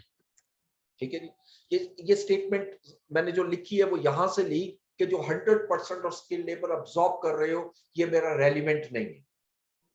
लेकिन जो 875 की कॉस्ट है वो लिखता है would have to be incurred, तो लिहाजा आगे लिखेंगे however incremental fixed production overheads of rupees 875,000 shall be relevant because it is future cost, cash based and incremental, यानी इसके अंदर तीनों कैरेक्टरिस्टिक्स आ रहे हैं। ठीक है, इसके बाद मैं लिखूंगा all the variable overheads shall be relevant cost, लेकिन जितने भी मेरे वेरिएबल ओवरहेड हैं वो सारे के सारे मेरे रेलिवेंट कॉस्ट कहलाएगी, जितने भी वेरिएबल प्रोडक्शन ओवरहेड। अब मैं ये सारी कैलकुलेशन शो करता हूं, लेकिन हमें क्वेश्चन के अंदर टोटल प्रोडक्शन ओवरहेड कितने दिए हैं, टोटल ओवरहेड्स।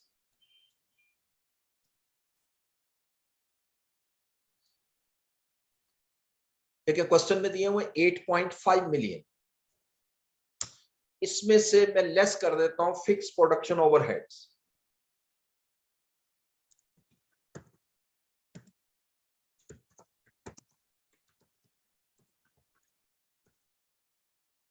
अब जो फिक्स प्रोडक्शन ओवरहेड है वो उसने कहा है 100% ऑफ लेबर कॉस्ट। अब labour cost, skilled labour cost, ये देखिएगा 100% ऑफ स्किल्ड लेबर कॉस्ट, तो 100% ऑफ स्किल्ड लेबर कॉस्ट अगर निकालनी हो तो ये यहां पे है 4050,000। जब इसको मैं लेस कर दूंगा तो जो रिमेनिंग अमाउंट बचेगी 4450, these are variable overheads and this is purely relevant cost. पहले मैंने वेरिएबल ओवरहेड निकाला। ठीक है जी, इसको हम दो हिस्सों में डिवाइड कर देते हैं। इस ओवरहेड्स को हम पहले लिखते हैं वेरिएबल ओवरहेड्स, और ये रेलिवेंट कॉस्ट मेरी आ गई 4450,000। अच्छा, जहां तक फिक्स प्रोडक्ट ओवरहेड्स का ताल्लुक है वो अभी हमने यहां पर डिस्कस भी किया और लिखा भी है मैंने स्टेटमेंट में कि जो एब्जॉर्ब्ड ओवरहेड है वो रेलिवेंट नहीं है, अलबत्ता incremental fixed production overheads of rupees 875,000 shall be relevant cost. तो लिहाजा फिक्स्ड प्रोडक्शन ओवरहेड्स की तरफ आता हूं और यहां लिखूंगा फिक्स्ड ओवरहेड्स, और इसको भी नोट नंबर 7 का ही रेफरेंस दूंगा और 875,000 की कॉस्ट में यहां लिख देता हूं। अब देखें क्वेश्चन के मुताबिक सारी कॉस्ट मैं ले चुका हूं। अब मैं इसको कैलकुलेट करता हूं कि टोटल कॉस्ट क्या बनती है इसकी, तो टोटल कॉस्ट बन गई 16,905,000। अब मुझे ये डिसीजन लेना है कि क्या मुझे इस कॉन्ट्रैक्ट को एक्सेप्ट करना चाहिए या नहीं। डिसीजन,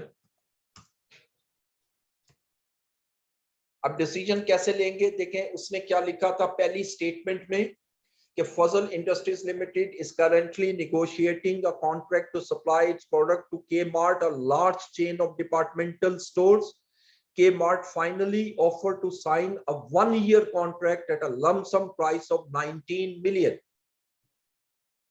ये जो 19 मिलियन का मुझे कॉन्ट्रैक्ट मिल रहा है और मेरी कॉस्ट आ रही है 16.905 मिलियन, तो लिहाजा मुझे इस कॉन्ट्रैक्ट को एक्सेप्ट कर लेना चाहिए।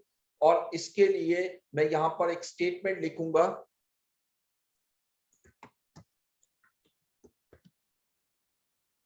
The contract should be accepted because the relevant cost of rupees 16,905,000 is less than contract price of rupees 19,000 यानी 19 मिलियन। ठीक है, और इससे नीचे लिख लेता हूं प्रॉफिट ऑन द कॉन्ट्रैक्ट। अगर ये कॉन्ट्रैक्ट मैं एक्सेप्ट करता हूं तो मेरा प्रॉफिट क्या होगा, तो मैं यहां लिखता हूं रेवेन्यू या कॉन्ट्रैक्ट प्राइस। कॉन्ट्रैक्ट प्राइस हमें क्वेश्चन में गिवन है 19 मिलियन और मेरी रेलिवेंट कॉस्ट क्या है 16,905,000। अब इसको जब मैं माइनस करूंगा तो नेचुरली मेरे पास प्रॉफिट आ जाएगा 20,905,000। This is the profit on the contract. तो लिहाजा इस बेस पर मुझे इस कॉन्ट्रैक्ट को एक्सेप्ट कर लेना चाहिए और बल्कि यहां पर लिख सकते हैं the contract will provide profit as calculated below. ठीक है,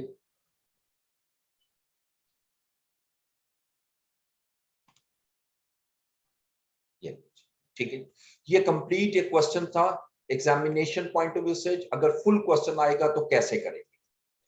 ठीक है जी, अब जरा आइएगा कुछ क्वेश्चन मटेरियल के जो मैंने कहा था मैं करवाऊंगा उसको भी देख लेते हैं।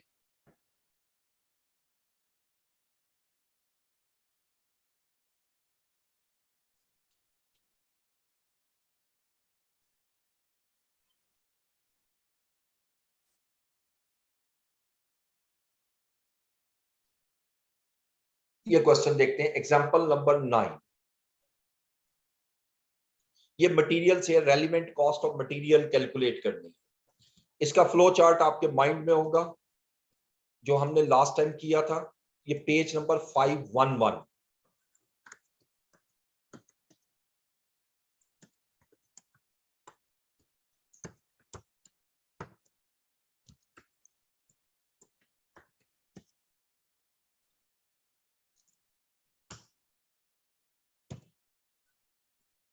ठीक है जी, अब ये R Limited has been approached by a customer who would like a special job to be done for them.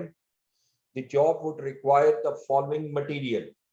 अब देखें इसमें 4 किस्म का मटेरियल चाहिए, material A, material B, material C और मटेरियल D। कितनी क्वांटिटी चाहिए ये भी हमें क्वेश्चन में गिवन है। ऑलरेडी इन स्टॉक कितना स्टॉक इस वक्त पड़ा हुआ है ये भी गिवन है। Book value of inventory per unit, यानी ये जो स्टॉक पड़ा हुआ है ये कितने में खरीदा है। रियलाइजेबल वैल्यू, इसको अगर मैं सेल करता हूं तो कितने में सेल हो सकता है। और रिप्लेसमेंट कॉस्ट, अगर मैं परचेज करता हूं तो कितनी प्राइस में इसको बाय करूंगा। ठीक है, अब इससे नीचे आइएगा और सारी इंफॉर्मेशन दी हुई है मटेरियल बी सी डी के मुतालिक। तो सबसे पहले उसी को हम लेते हैं, वही फॉर्मेट बनाइएगा। सबसे पहले R Limited, name of the company,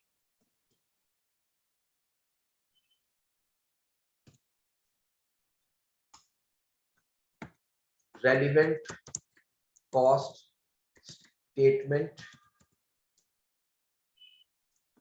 बल्कि इस तरह लिखें statement of relevant cost of material. ये सिर्फ मटेरियल का क्वेश्चन। ठीक है,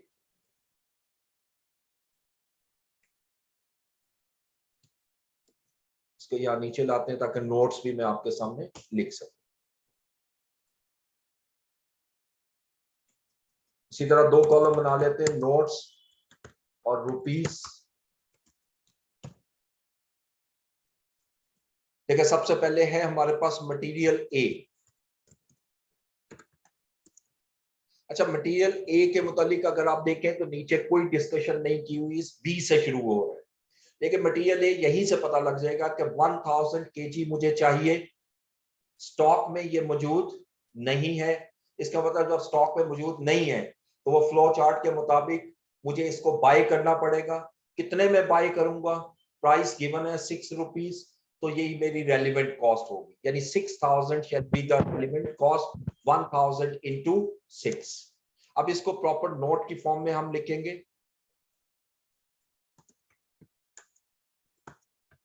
नोट 1, मटेरियल ए, और यहां लिखता हूं material A is not in stock and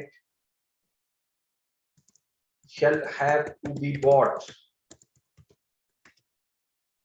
for the project when it will be in our favor.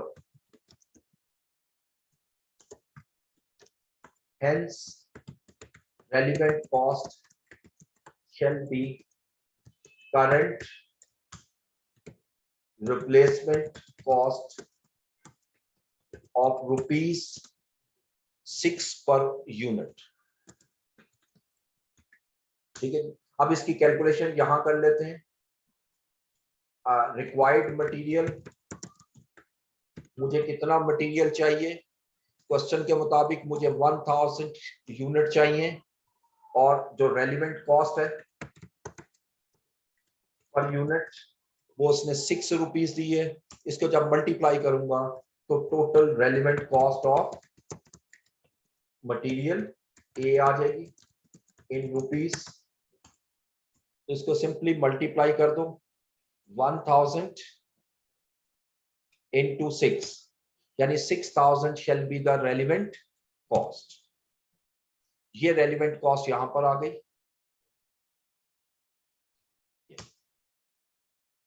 अच्छा, अब इसी तरह आइएगा material B.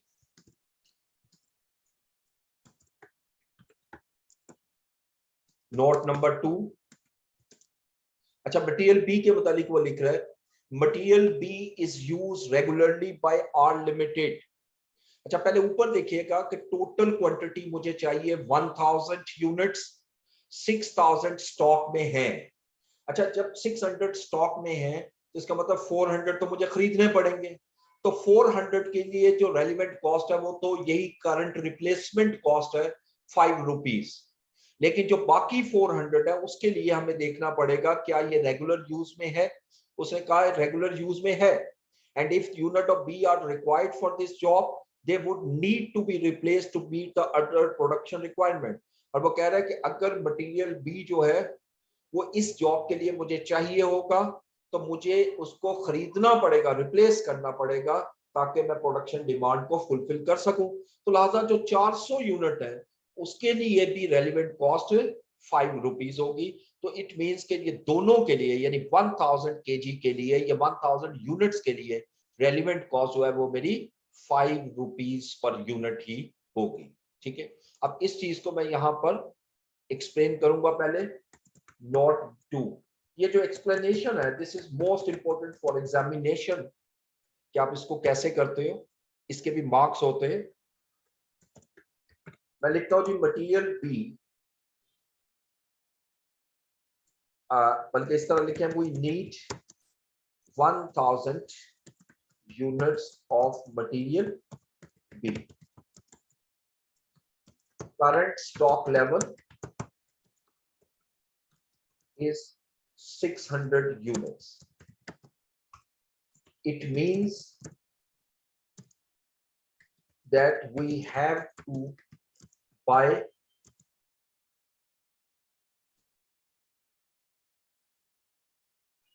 400 units at rupees अब कितने में खरीदेंगे? 5 पर यूनिट,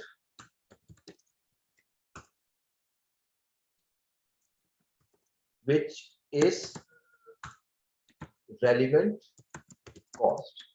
यही मेरी रेलिवेंट कॉस्ट होगी, लेकिन ये 400 यूनिट की होगी। उसके बाद for remaining 600 units, it is clear that this material item is in regular use, therefore we have to buy it at ₹5 per unit। यानी इसको भी मुझे बाय करना पड़ेगा 5 पर यूनिट। तो लिहाजा hence total relevant cost, total relevant cost कैसे आएगी? shall be ₹5,000, यानी 1000 into 5, यानी 600 यूनिट भी बाय करने पड़ेंगे और 400 भी बाय करने पड़ेंगे। तो रेलिवेंट कॉस्ट जो है वो मेरी 5000 आ गई। ये 5000 में यहां पर लिख दिया, ठीक है। अब इसके बाद आइएगा material C.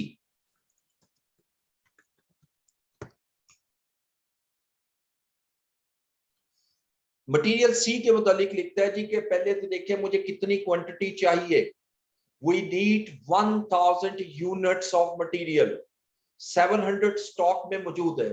So very simple, we have to buy 300 units, और जो बाय करूंगा वो 4 रुपीज पे बाय करूंगा। लेकिन जो रिमेनिंग 300 यूनिट्स हैं उसके मुतालिक वो क्या लिखता है? Material C and D are in inventory as a result of previous over buying.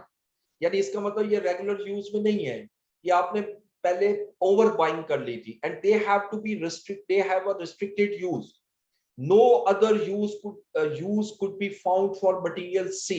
बस यहां तक मैं रुकूंगा क्योंकि मैंने सिर्फ मटेरियल सी को फिलहाल डिस्कस करना है। देखिए वो कह रहे हैं जी कि मटेरियल सी जो है वो आपने ओवर बाइंग की वजह से, यानी आपके पास जो स्टॉक में पड़ा हुआ है ये ओवर बाइंग की वजह से है। इसका मतलब ये हुआ कि ये हमारा रेगुलर यूज में नहीं है। जब रेगुलर यूज में नहीं है तो मैं फौरन क्वेश्चन करूंगा कि क्या ये ऑल्टरनेट एग्जिस्ट करता है? तो उसने क्लियरली लिखा है no other use could be found for material C. तो फिर इसकी जो सेल वैल्यू है वो रेलिवेंट कॉस्ट होगी। तो लिहाजा ये याद रखिएगा कि सी के जो 700 यूनिट्स हैं, 700 यूनिट्स, ये जिसको मैं हाईलाइट कर रहा हूं, इसके लिए रेलिवेंट कॉस्ट जो है वो रियलाइजेबल वैल्यू होगी, यानी 2.50। और जो 300 यूनिट्स हैं जो स्टॉक में मौजूद नहीं है वो तो मुझे बाय करने पड़ेंगे, और वो मैं बाय करूंगा 4 रुपीज में। तो लिहाजा यहाँ दो चीजें आ गई। तो मटेरियल सी का नोट को जरा थोड़ा सा एक्सप्लेन करूंगा ज्यादा।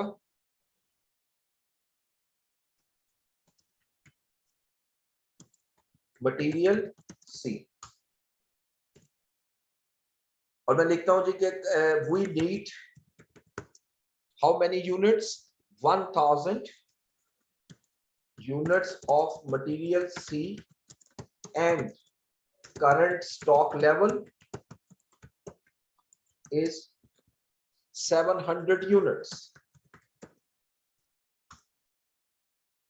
This material is not in regular use, बल्कि इसको हम इस तरह लिखते हैं, neither this material is in regular use nor it has any alternate। ना तो इसका कोई रेगुलर यूज है ना इसका कोई ऑल्टरनेट है। Therefore relevant cost of 700 units shall be realizable value, that is,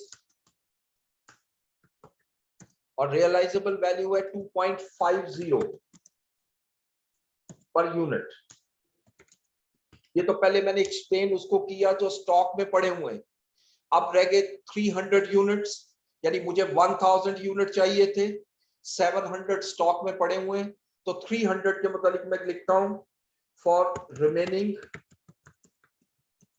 300 units, the relevant cost shall be replacement cost of rupees, replacement cost at 4 per unit, because these units shall be bought when we will win the contracts. ठीक है, hence total relevant cost shall be as follows.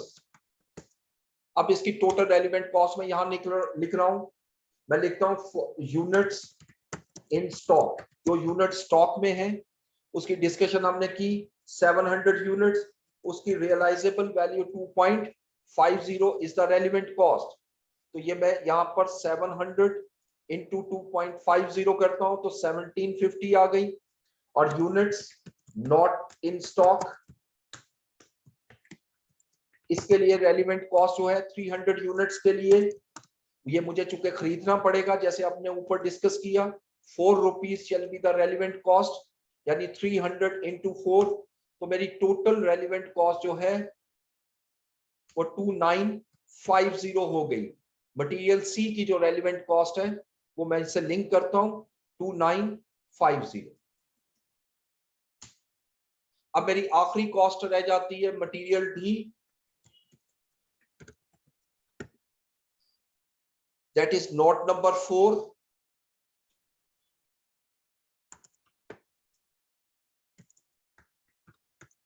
Material D G, इसको discuss करें।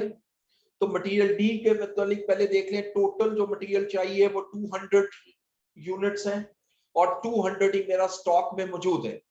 अब इसमें हमने पढ़ा था material D जो है वो भी ओवर बाइंग की वजह से हुआ, यानी इसका मतलब ये हुआ कि मटेरियल बी जो है वो डी जो है वो भी मेरा रेगुलर यूज में नहीं है। लेकिन आगे बढ़िए, वो लिखता है but the units of material D could be used in another job as a substitute for 300 units of material ई।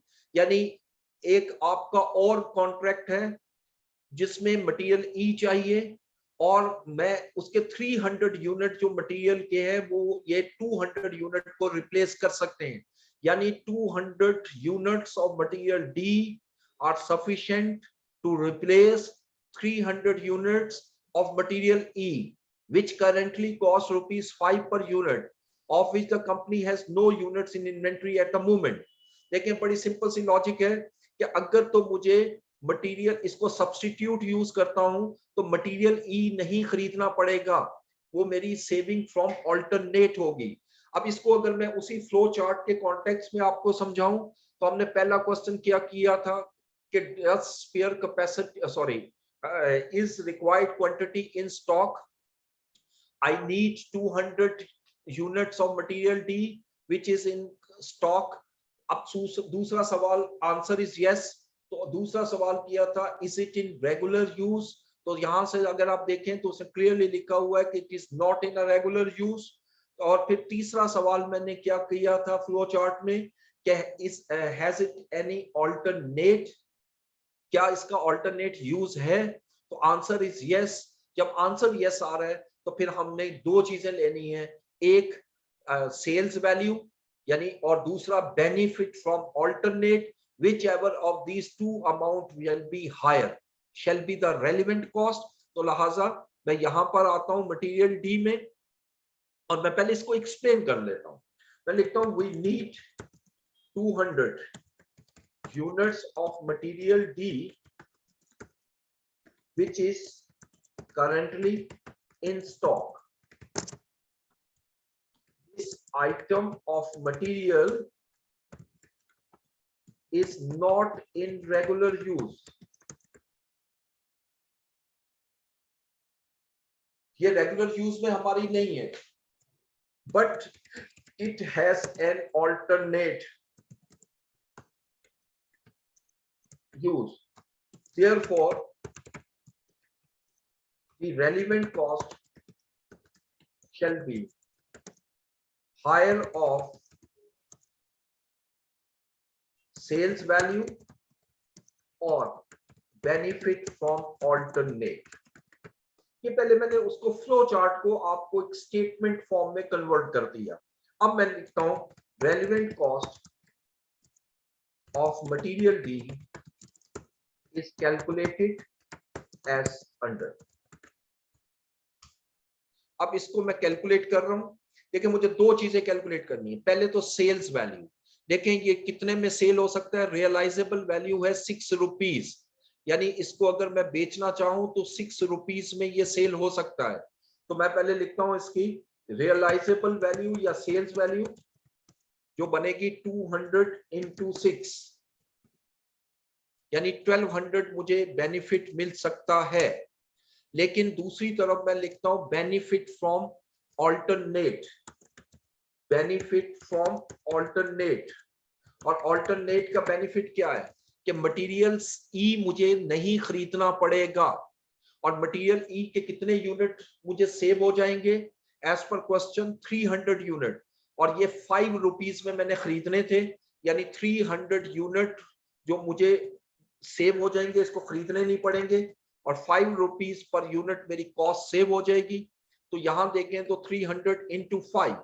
अब relevant cost shall be the higher cost, यानी इसमें से जो हायर कॉस्ट है शैल बी रेलिवेंट कॉस्ट। अब इसमें higher cost यकीनी बात है 1500 है, तो यही मेरी रेलिवेंट कॉस्ट बन जाएगी। और इसको मैं यहां ले आता हूं रेलिवेंट कॉस्ट को जो अभी कैलकुलेशन की है। तो अब ये क्वेश्चन में 4 ही मटेरियल थे, इन चारों को प्लस कर लिया हमने। सो 15,400 is the total relevant cost of material. ये मेरी टोटल रेलिवेंट कॉस्ट हो गई मटेरियल की, जिसको मैं रेड कलर से इसको हाईलाइट कर रहा हूं। This is the final answer 15,450। ठीक है जी। तो ये मेरा आज की जो मैंने डिस्कशन करनी थी रेलिवेंट कॉस्ट की, ये चैप्टर मैंने मुकम्मल किया।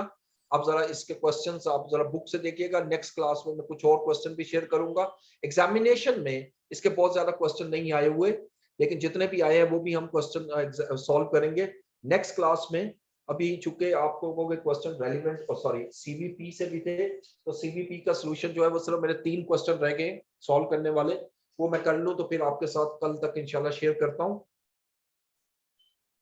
और इसमें जो जो डिस्कशन है वो देख लेते हैं। आपके अब जो क्वेश्चंस हैं, अभी हमारे पास 10 मिनट्स हैं, तो वो क्वेश्चन कर लें। अच्छा, अब आपने एक ये मैं नोट डाउन कर लेता हूं फॉर नेक्स्ट क्लास, अभी क्योंकि टाइम काफी कम है।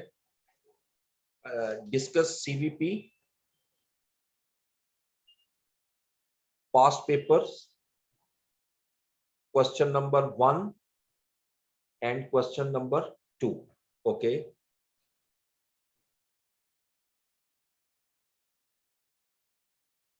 आपका क्वेश्चन है कि नोट्स में जो एक्सप्लेनेशन दी है कि क्या एग्जामिनेशन में भी ऐसे ही देंगे। तो डेफिनेटली आप कोशिश ये करें कि जितनी डिटेल बता सकते हैं वो जरूर बताएं, बट इतनी डेप्थ में जाना जितना मैं लिख रहा हूँ, क्योंकि ऑब्वियसली मैं तो आपको क्लास में लेक्चर दे रहा हूँ, और चूंकि हमारा ऑनलाइन है, आप फिजिकल होते हैं, तो हम ज्यादा बेहतर मैं बता सकता हूँ। लेकिन ऑनलाइन में हमें जिस ज्यादा डिटेल में जाकर बताना पड़ता है ताकि कुछ चीजें आप समझ सकें। ठीक है, अच्छा जी। अब ये आपको मैंने तो एक्सप्लेन तो किया, जरा दोबारा इसको देखिएगा। अस्सलाम वालेकुम सर। वालेकुम अस्सलाम। सर मेरा इससे पहले जो क्वेश्चन करवाया आपने सेकंड क्लास, उसमें एक सवाल है सर। जी जी सर वो ओवरहेड के बारे में था कि जब उसमें लिखा हुआ था कि फिक्स्ड ओवरहेड इसमें इंक्लूडेड है, जी। तो आपने वेरिएबल ओवरहेड की अमाउंट निकाल के उस अलग से फिक्स्ड ओवरहेड क्यों लिख दी जबकि उसमें वो इंक्लूड था? ठीक हो गया। देखें इंक्लूड जरूर था, लेकिन मैंने आपको बताया था कि incremental fix cost relevant cost होती है। तो पहले मैंने टोटल फिक्स कॉस्ट निकाल दी ताकि वेरिएबल निकल आए। अब जो बाकी रिमेनिंग है 4050,000, उसमें जो 750,000 की अमाउंट थी, जो कि यहाँ पर इस क्वेश्चन में ये 875,000 की, ये मेरी रेलिवेंट कॉस्ट बन जाएगी क्योंकि ये इंक्रीमेंटल है। ठीक है, इस वजह से इसको पहले लेस करके दोबारा इसको शो किया। सर प्लीज वेट कीजिएगा। जी मैं दोबारा रिपीट कर देता हूँ। देखिए बेसिकली एज पर वर्डिंग, मैं यहाँ से इसको ओपन भी कर लेता हूँ ओवरहेड्स को। एज पर वर्डिंग के ओवरहेड्स में वेरिएबल ओवरहेड भी शामिल है और फिक्स भी शामिल है। मैंने पहला काम ये करना है कि इसमें वेरिएबल को अलग करना है। टोटल ओवरहेड है 8500। अब इसमें 4050 जो है वो फिक्स प्रोडक्शन ओवरहेड है, जो कि 100% ऑफ लेबर कॉस्ट है। तो लिहाजा 4450 जो है ये वेरिएबल आ गई, ये रेलिवेंट कॉस्ट है। अच्छा, अब इसमें फर्दर एग्जामिनर ये कहता है कि ये जो 4050,000 की अमाउंट है, इसमें 875,000 की cost would have to be incurred, यानी इसका मतलब ये हमें फ्यूचर में इनकर करनी है। तो ये सारी इररेलेवेंट कॉस्ट नहीं होगी, बल्कि इसमें 875 की कॉस्ट जो है वो रेलिवेंट होगी। इसलिए फिर मैंने दोबारा 875 यहां पर ऐड कर दी। ठीक है, ठीक है सर। जी और कोई क्वेश्चन?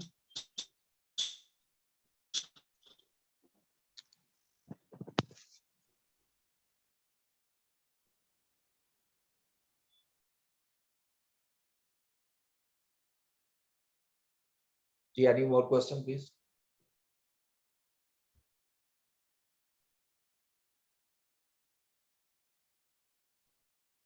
अच्छा,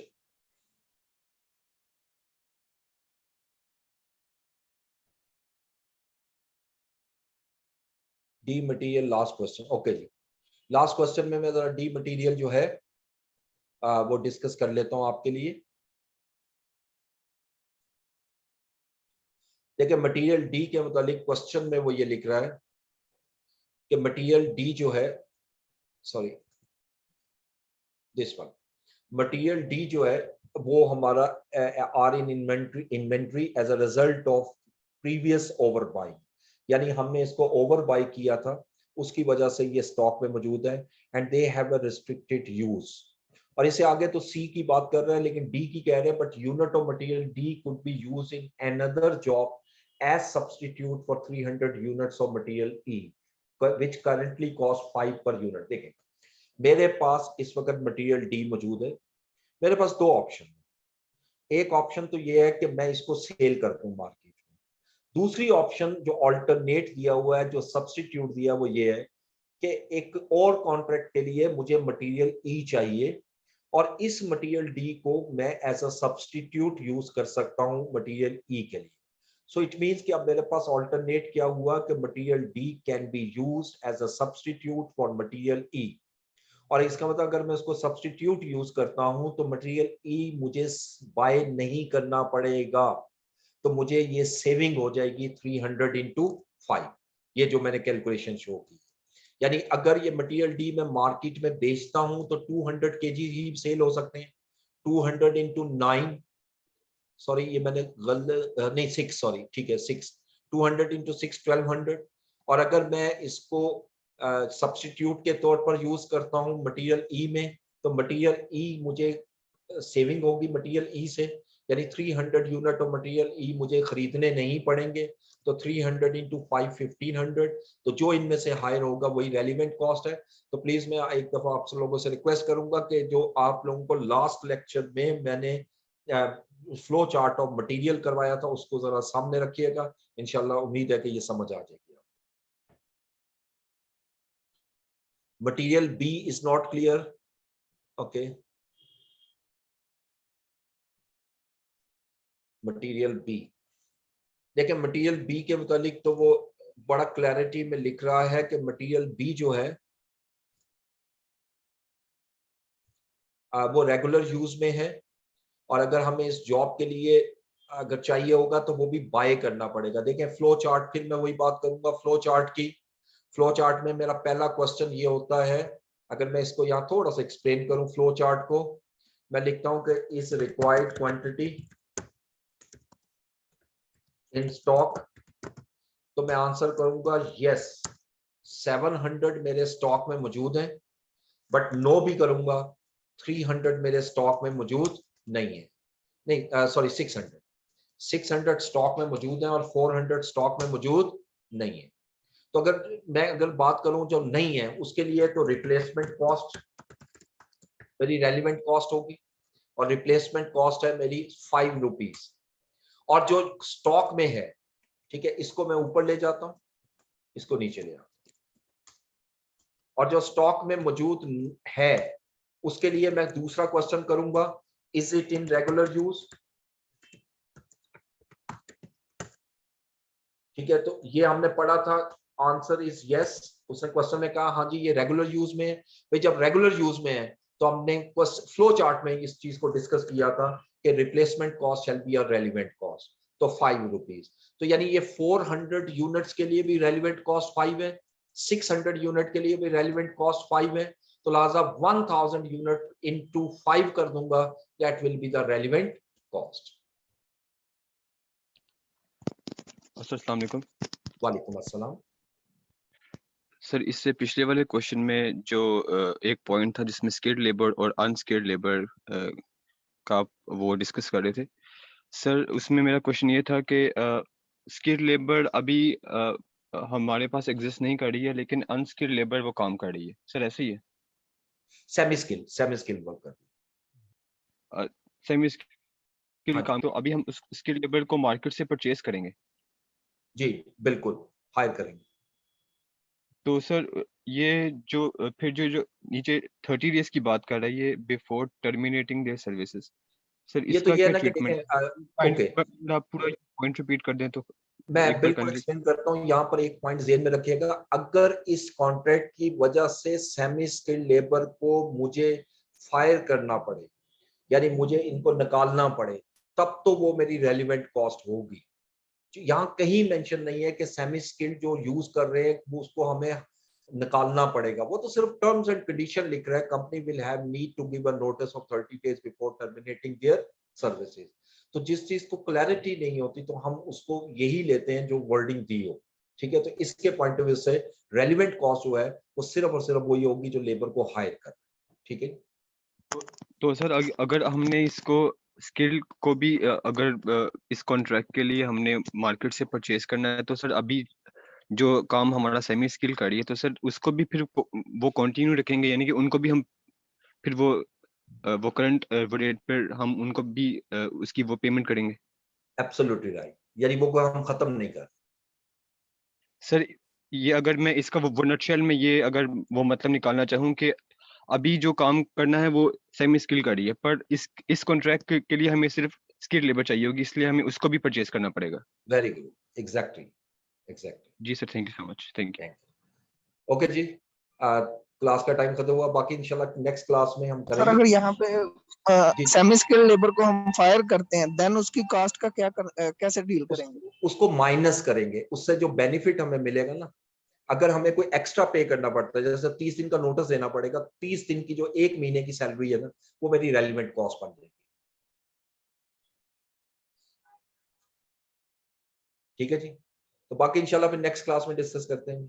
thank you so much, Allah Hafiz.